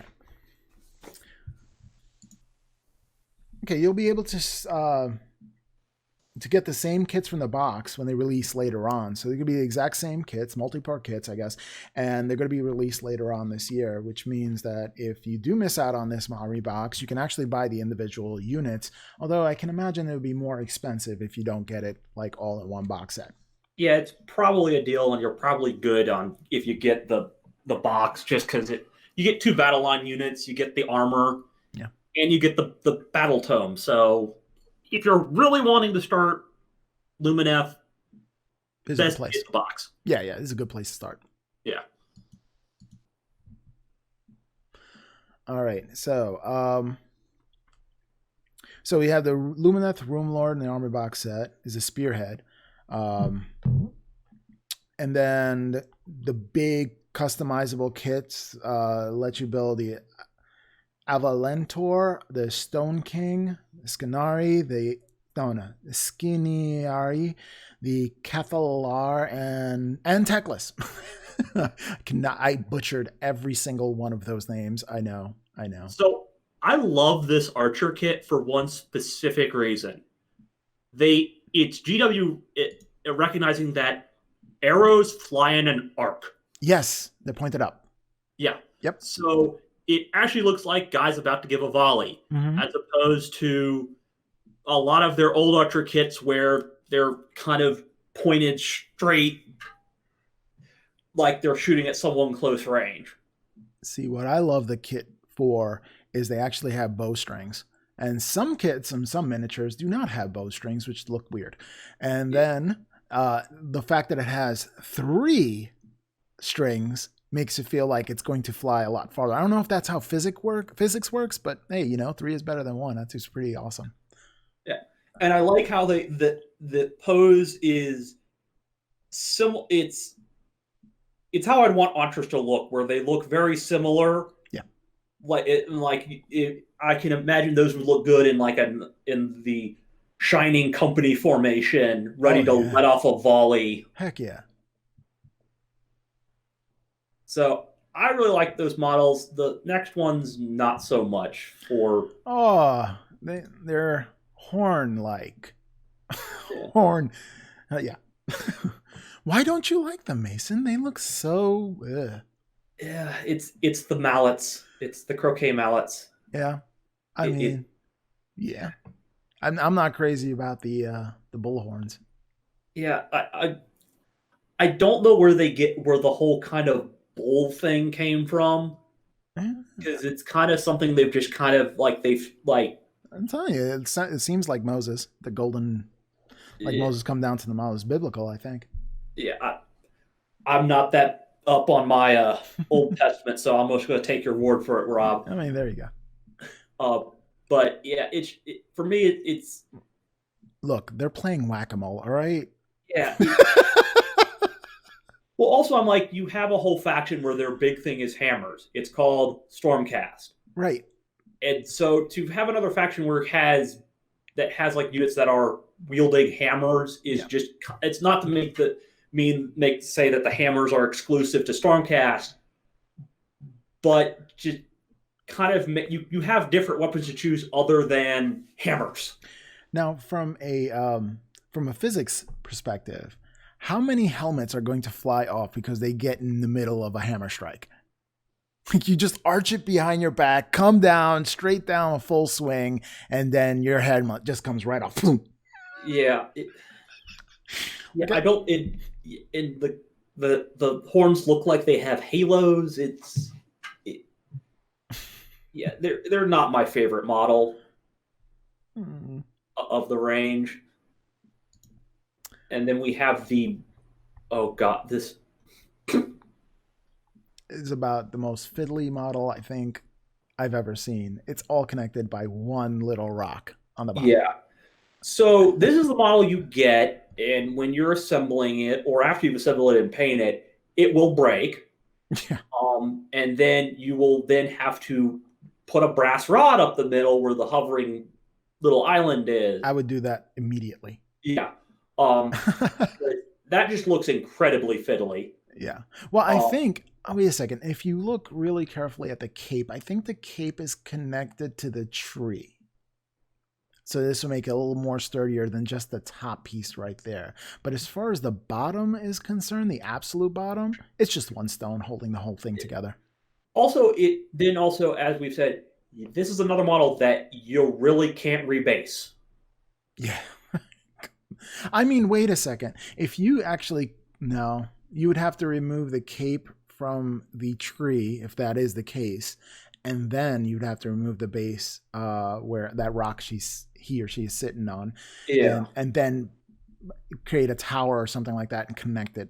I mean, that would be the only way I can see it. Looks good in CAD, right? I don't know if the application of. I feel like this is a model where it's taller than it needs to be. Yeah. Just because they're like, oh, we could do this in CAD. And I'm like, yeah, it looks cool, but that's going to be a pain to transport. It really is. And probably a pain if you're doing subassembly to paint in subassembly. I mean, I don't think it's going to be absolute terrible because, I mean, subassembly, yes. But as far as transport, if you actually have, I think metallic sheets where it's not touching anything, it would be better. Magnets or something. Yeah, magnetize the bottom and then transport. Like if you're going with like the base GW case. Oh no, that's done. God, yeah. No bueno. Yeah. Also, it just that the weird tower thing aside, the horns look ridiculous. It's definitely top heavy. Like I imagine wearing that thing. You just like it looks almost like some sort of like costume you'd wear to the running of the bulls. Ole. Yeah, the whole horned headdresses for me are what kind of like kill some of this aesthetic for the look of this army for me. I mean, other than the horn aesthetic, I think the armor looks really cool, and that looks like a really cool model. It just practically, I don't think this person can actually move their head left or right. Yeah, I think that's impossible. I think that headdress is sort of like grafted onto his shoulder or her shoulder pads, or the armor in some way, because I can't see how you have that much neck force. I mean, you could always take an Aether Quartz just to move your head around, but I think you'll have a sore neck in the morning. Well, I think it was like once you built the momentum to turn your neck left, just keep going, stop, and you just kill yourself from turning your head. Oh, goodness. Alrighty. So these are... Oh, and then we have this mountain thing. What do you think about this? I love and hate these two models. Yeah, same. It's a love-hate. I love the whole kind of environment on the back of them. It reminds me of Privateer Press, like for the Troll Bloods, the Mountain King. Yeah, these very much feel like that these are very like Privateer Pressy kind of models. Yes. And I like the whole kind of small environment on the back sort of thing.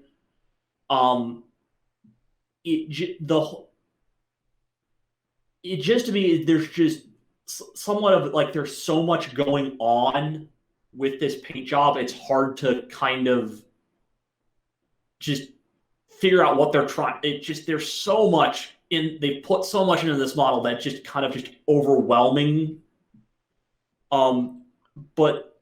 So when other people pay this, I can't wait to see other people do this model because it'll be amazing. Proportionately, I would like larger thighs. I would think if you're holding up a mountain, you would have like thighs of steel. Like the quads on your legs should be absolutely insane. I understand that he has hoofs, so his calves are not that big. Okay, I get that. But his thighs need to be proportional with that. Yeah, he's a little thin in both the arm and leg area. Yes. Yeah.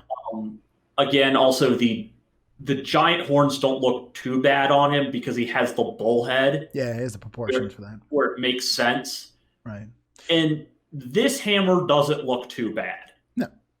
I mean, it's a decent I'm like, I wish I would have loved to see the back have a little bit more detail in it and maybe carried it a little bit to more of the model. Mm-hmm. Kind of because you have those giant shoulder pads. Oh yeah. You could have like pulled more of the mountain out to there or something. It's actually, those shoulder pads are larger than the base itself. Yeah. It's ginormous. Yeah. Yeah. This one has two hammers. Yeah. Again, swinging something like that with shoulder pads like that, you're very limited in motion. Yeah. And I would love to see this model without the mask and what it really truly looks like. Yeah. And I wish, again, the back, I would have liked to see like another kind of like mountain kind of like nature scene on the back sort of thing. Yeah. Because that was just a cool, because I felt like at first what they were trying to do with the Lumineth was kind of get that Zen kind of kind of like a Zen Asian kind of going on. And they kind of did that, but then kind of didn't. They went their own direction. Yeah, and this one again, the two hammers are kind of a little bit more ridiculous now because it looks like he's about to play like a rhythm game at an arcade. It's whack-a-mole. Yeah. Darn you moles. I'll be interested to see how big these things are. They have to be gargantuan. I think. Okay. I think the new Gargants, I guess. I think that is like the new standard. And they're supposed to be huge. Yeah, these got. Well, I would think if they're going to be that huge, that these are going to be like $170 model at least. Yeah. If they're that huge, I think they're going to be ultra expensive. Yeah, and they'll probably have ways that you could run 3 of them or something. Absolutely. This model here, I like and I dislike for a couple of reasons. I like that you can have that artistic interpretation and do the veil. So if you've never pushed yourself in this direction to doing light glazes after you finish painting the skin, and that's how you do it. You paint the skin over and you have the blue already done, and then the skin is like very stark contrast, and then you put a light blue glaze on top of it and it makes it look like it's a piece of the mask. I like that aesthetic. I do not like the feet. I think the toes are way too big, and so are the hands. They're not proportional to the face at all. Yeah, they're just big hands. It sort of looks like a halfling, I would think, with the big hands and the big feet. I'm not crazy when GW actually does like the fog effect or the bubbling thing out of the chalice, like that kind of effect. I don't know. I kind of like to. I don't know. They put that smoke effect or that bubbling effect, and you can only do it one way, really. You can have different ways you can paint it, but it's essentially stuck in its position forever. And I dislike that it's like fiddly on the top. I see that being broken in transport as well. I do like the dress. I think it's an awesome dress. I think it's an awesome veil. And for as ridiculous as these little tassels are on the waist, I think they're kind of neat, and it fits the model. What do you think about this one? So, my thing is the thing you can do on the face is cool. Yeah. I'm not a big fan of the sculpt of the face. It just, I wish it was a little bit more. It looks a little too like I kind of wish it was more angular and looked a little bit more elfin. Yeah. It looks like kind of a little too kind of doughy. I'm with you on the feet and hands. Yeah. Also with the effects like that, as you said, you pretty much can only paint them one way, and it leaves you really with no real way to customize them. Right. Or it's kind of you have to paint it the way GW painted it, or it's just going to not look right. Right. The other thing is what she's standing on. Mm-hmm. I'm assuming those blades of wheat are a part of her base. Oh yeah. So again, depending on how hard her feet are on there, again, another model that if you want to do different basing, you're going to have to cut off the base. Yeah. Yeah, so, I mean, it's, as they say, it's a painter's model that if you want to try the veil and all that, I'm pretty sure you'll probably see a video on the Warhammer community YouTube channel on how to do that when this model comes out. Yep. But yeah, it's an okay model. Yeah. All right. The big man. All right, we have a Sphynx. I guess that is. I love the way they did the feathers there. Yeah. That's really cool. So you got the Sphynx, and that's Tyrion, right? That's Teclis. I keep on getting those two confused. They're like twins. I can't even like separate them. All right, Teclis. Teclis looks angry. Teclis looks like he's in the middle of the YMCA and getting raptured. I mean, it does give it that presence. I am here. It's not like if it's across from the table, it's not like you can't notice it. That's for sure. But yeah, he's definitely the Y. Yeah, I really don't like this model, and it's mostly because Teclis just looks ridiculous on it. Yeah. I'm like, it's not like he's in like a heroic pose or anything. He is floating in the air and holding his arms in a Y. Yeah. And you ask yourself, why is he doing that? Yeah. Like, you could have had him on top of this, riding the Sphynx. Yeah. In front of the Sphynx. Anywhere else. But no, because we have this army is where we're showing our community we can make models do floating things. Yeah. We've made him float.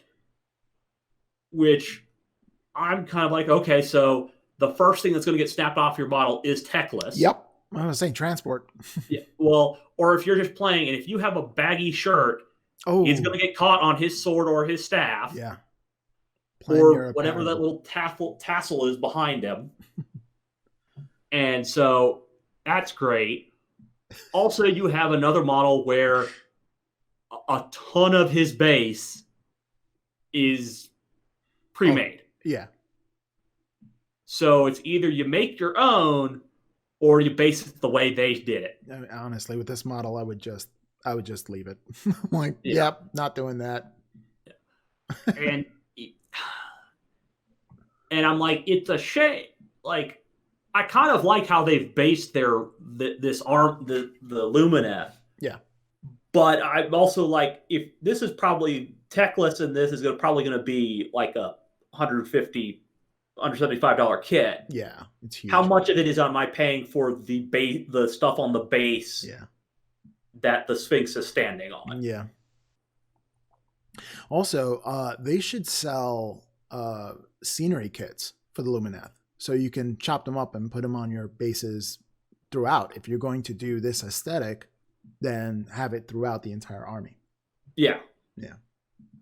Yeah. They should have faction specific terrain. I mean, I know they have like 1 bit and 2, but I'm thinking about like they did for the Stormcast, where they had the Sigmarite, and I do have it, the Sigmarite terrain, which is really, really cool. But I really wanted something for Shyish, and I thought something was going to come out for Shyish, and they should have one for the Lumineth as well. Yeah, I given how much they talk about like the architecture and fractals with Lumineth, yeah, I would like to see Lumineth terrain, because that would be an interesting visually. Yeah. Because some of the other realms, you kind of know what it's going to look like. Mm-hmm. Sort of like, well, kind of Shyish is going to be kind of death and kind of like skeleton looking. Akshi's going to be like fire and stuff like that. But the Realm of Light, where they've talked about, it's all fractals. Yeah. That would be interesting. Would be. See, for this model, I would love to see someone like Sergio Calvo do this model, or Matt DiPietro, whose fur are absolutely outstanding. Like, absolutely outstanding. So I can only imagine what they would do with this model. Yeah. Yeah, like even just the little bit they've done on the wings there with like the owl-looking feathers. Oh, that's amazing. Yeah, I'm like I want to do a tutorial on that now. I would rather I would wish they had just gotten rid of techless and just had this model on its own, because I love this Sphynx model. Yeah, it's amazing. Yeah, I like the whole stone kind of marble head and the owlish kind of wings. It's awesome. It really is. Techless can take his parachute pants and go somewhere else. Hammer time. Yeah. Oh, he just looks so angry. And yeah, oh goodness. And it really just, from sitting back here and looking at it, it looks like someone photoshopped a techless model onto the Sphynx. It really does. It doesn't. I think that's probably for me the biggest is it just they don't look like they're this. Well, look at the cape. See the black of the cape? Follow the line straight to the wing. I think that whole bottom piece of the cape is attached to the Sphynx. Yeah. It looks like these models don't look like they're supposed to be together. I'll tell you this. No, it doesn't. It looks kind of off. But I'll tell you one thing. You were saying like if you wore a baggy shirt, the techless would be gone. I think the entire wing would rip off if it's that secure. If I am correct and that cloak is part of the wing, there's a significant amount of it that's attached to that wing. So the entire wing would rip off. Yeah.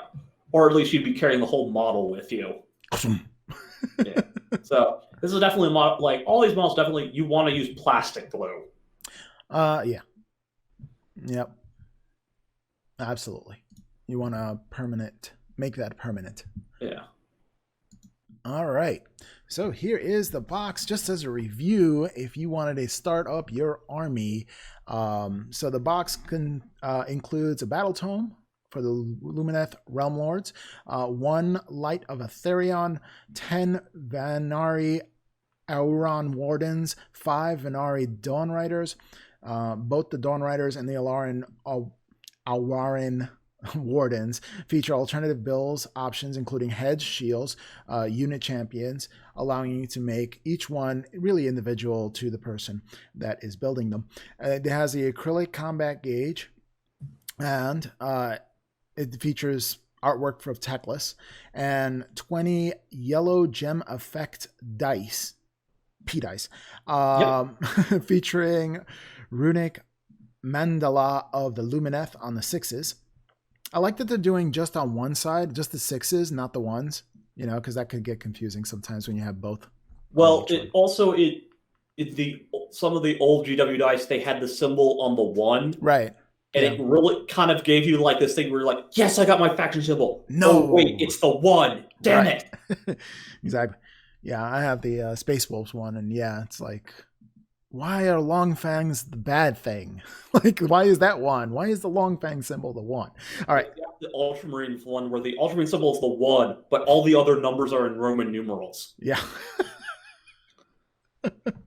So I love the dice though, because each number is a different color. So I don't even have to know what I rolled. I just know what color is kind of color coordinated. Yeah, it's color coordinated. There's that pikeman. All right, so it comes with the token board with a 9-inch range ruler, 23 Aether Quartz tokens, and 9 generic tokens that are ideal for tracking command points or objectives. Right there. And a pack of 36 reference cards, including spell lores, artifacts of power, and command traits, ideal for keeping track of your heroes and command abilities. See, I like the cards bit. I try to use the Space Wolves card bits as much as I possibly can, because the less I have to remember while I'm on the table, the more I can think about the strategy instead of just so many rules clogging my brain when I play. I really hope they include the token set in with the battle tome when they announce it, because you pretty much need those tokens if you're playing this army. I mean, you can get them 3D printed. But I'm like, so like for like the Aether Quartz, you kind of need to have those tokens on the table. Yeah. For your units and stuff to indicate what's what. And my only complaint is, once again, the tokens at the bottom, they don't tell you what each they're for. Yeah, right. So you now have to look in the book, figure out which symbol means what, right, and then place that next to them. You can get them like 3D printed, different kind of models that actually say the name of the thing. Go get coins printed out like that. Well, my thing is that I have the Stormcast ones, and they actually have the name printed on the token of what each thing does. That's just smart. So I'm like, why are you not doing that with these? And just like in text over it saying, oh, this is for this is for this, instead of just having these random shapes. It's non-thematic. Yeah. Well, they've done the same thing. They still sell a pack of terrain dice, which you're supposed to roll, and that gives you the ability for the various pieces of terrain. But they don't include a little cheat sheet to tell you what those things are. Right. You have to look up in the book what their random symbols mean, and to figure out what each of the each of your whatever you rolled did. I tell you, it's kind of hard for me to keep organized. I'm going to switch back to two-player view. Okay, I'm going to lose it. I'm using it. I'm rolling with it. There it is. All right. So overall thoughts of the Lumineth. They're going to be an OP army. Yes. They are going to wreck face for probably about until the General's Handbook comes out. Yeah. Or they're good. Well, so my personal theory is that they're going to wreck face longer, because with everything going on in the world, we might not have a major tournament for some time. Right. And it's usually a major tournament that causes big shifts in the rules. Right. Because So someone decided to exploit them. So I think until we kind of have like big tournaments showing up, they're probably not going to change much.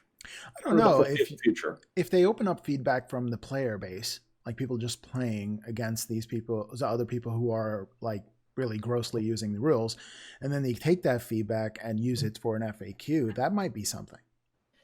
Yeah, I just from what I like most when they do the FAQ might fix some of like the rules shenanigans, but if it's like a point or just this rule is OP sort of thing, right? It's usually not until a major tournament where it's grossly abused because the ones that I can recall of when the Endless Spells came out and the Umbral Spell Portal was released, it wasn't until a major tournament where Nagash was shooting 4 spells through the portal, killing everyone. And after that tournament, they're like, okay, we need to nerf this.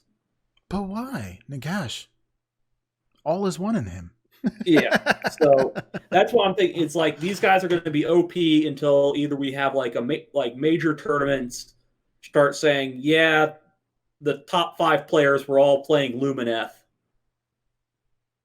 But heck, maybe General's Handbook, they'll surprise me. But maybe who knows? I think they know what they did. Yeah, I think they do too. Yeah, and I think they know how to fix it. Yeah. But yeah, I'm like, if you're a competitive player, you're probably going to play Lumineth. If you're not, it's an army that has some interesting looking units.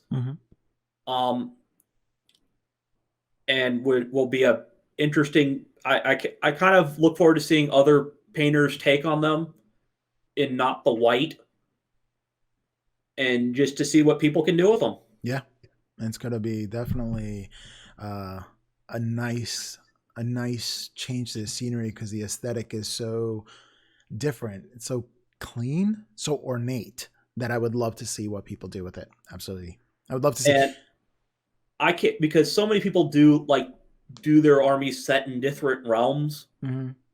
I'd like to see like someone who has done these, like say in the realm of Akshi or other things, and how they customize them up to make them look like they're from the realm of fire or whatever. Are they from the realm of fire? Are there any? Or I thought it was just the 10 Paradises of Haish. Well, these are from the 10 Paradises of Haish, but like I know at least within some of the lore, it's kind of said that like every realm has a bit of every faction in it. Yeah. So I'd just be interested to see, because like these are clearly from the realm of light. Yeah. Well, what if there's like a small, your guys are like it's from a small enclave in the realm of Ulgu or something. That'd be interesting. So my final thoughts is I love the aesthetic. I don't see myself collecting this army, but I like the way that they look. I'm not crazy that they're OP because I'm going to be fighting against them eventually, I'm sure. And I don't want to get tabled. But I'm sure everything will balance out eventually. And I really hope they do Wood Elves because I love that aesthetic. What I would like Wood Elves. I'd also like to see Dark Elves. Yeah. Yep. Because if this is what their take on Haish, like Light Elves are, yeah, Dark Elves could be really cool. Oh yeah, super ornate. But I wonder which animal they're gonna pick that's not a bull. I don't know. The badger? The honey badger. I would really like to see something. I'd like to see a rhino. Oh yeah, there you go. Or an elephant. Is that Bebop from Teenage Mutant Ninja Turtles? Should be because idolized. I remember in the Stormcast lore they talk about Azure having celestial pachyderms, which pachyderms could either mean an elephant or a rhino. Right. And I'm like, I want my angel rhino.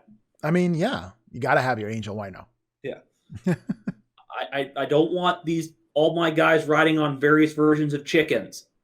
I want Angel Rhino. They're chocobos, all right? Yeah. Which I can't wait to start painting mine. I do have the Vanguard wing, and I don't know. I'm just going to keep on painting Stormcast, and then I do have the Battle Tome and not know how they use them. I'll figure it out. You'll help me out. Yep, because I've got plenty of Stormcast. There you go. Because I have a lot of different chambers. A lot. Every time I saw Stormcast, I'm like, yay, the angels. So, alrighty. I think this brings us to the close of the show. It has been an amazing show. It has been a journey, actually. We tried to really cover a topic as completely as possible and get a lot of references. I think we're down to 10 pages of notes. Yeah, mine was 11, but oh yeah. Mine was the pre-edited draft of. I have bulleted listed everything. Okay, I work hard with this stuff. Anywho, if you'd like to connect with us, you can go onto Miniatures Paintbrush Legion on Facebook. If you'd like to contribute to the channel, the first thing you can do is share with others, because sharing is the kindest thing you can do. It brings more subscribers to the channel, and people saying, hey, I kind of like this, maybe I should subscribe, or I actually hate this and give it 20 million thumbs down. Either way, I'm engaging the community, right?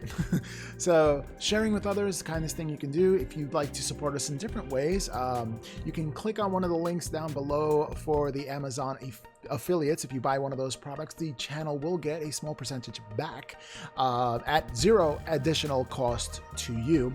If you would like to become a Patreon member, we have 3 level tiers right now. Including the class level, which I do have a Google Classroom, and I teach different painting techniques within that, and we have discussions about either rules or painting techniques or anything you'd like to talk about. Plus, I also reach out to you guys through that Google Classroom, and you can tell me what you'd like to see on the show. That'll also help that as well, if you want to join the Patreon group there.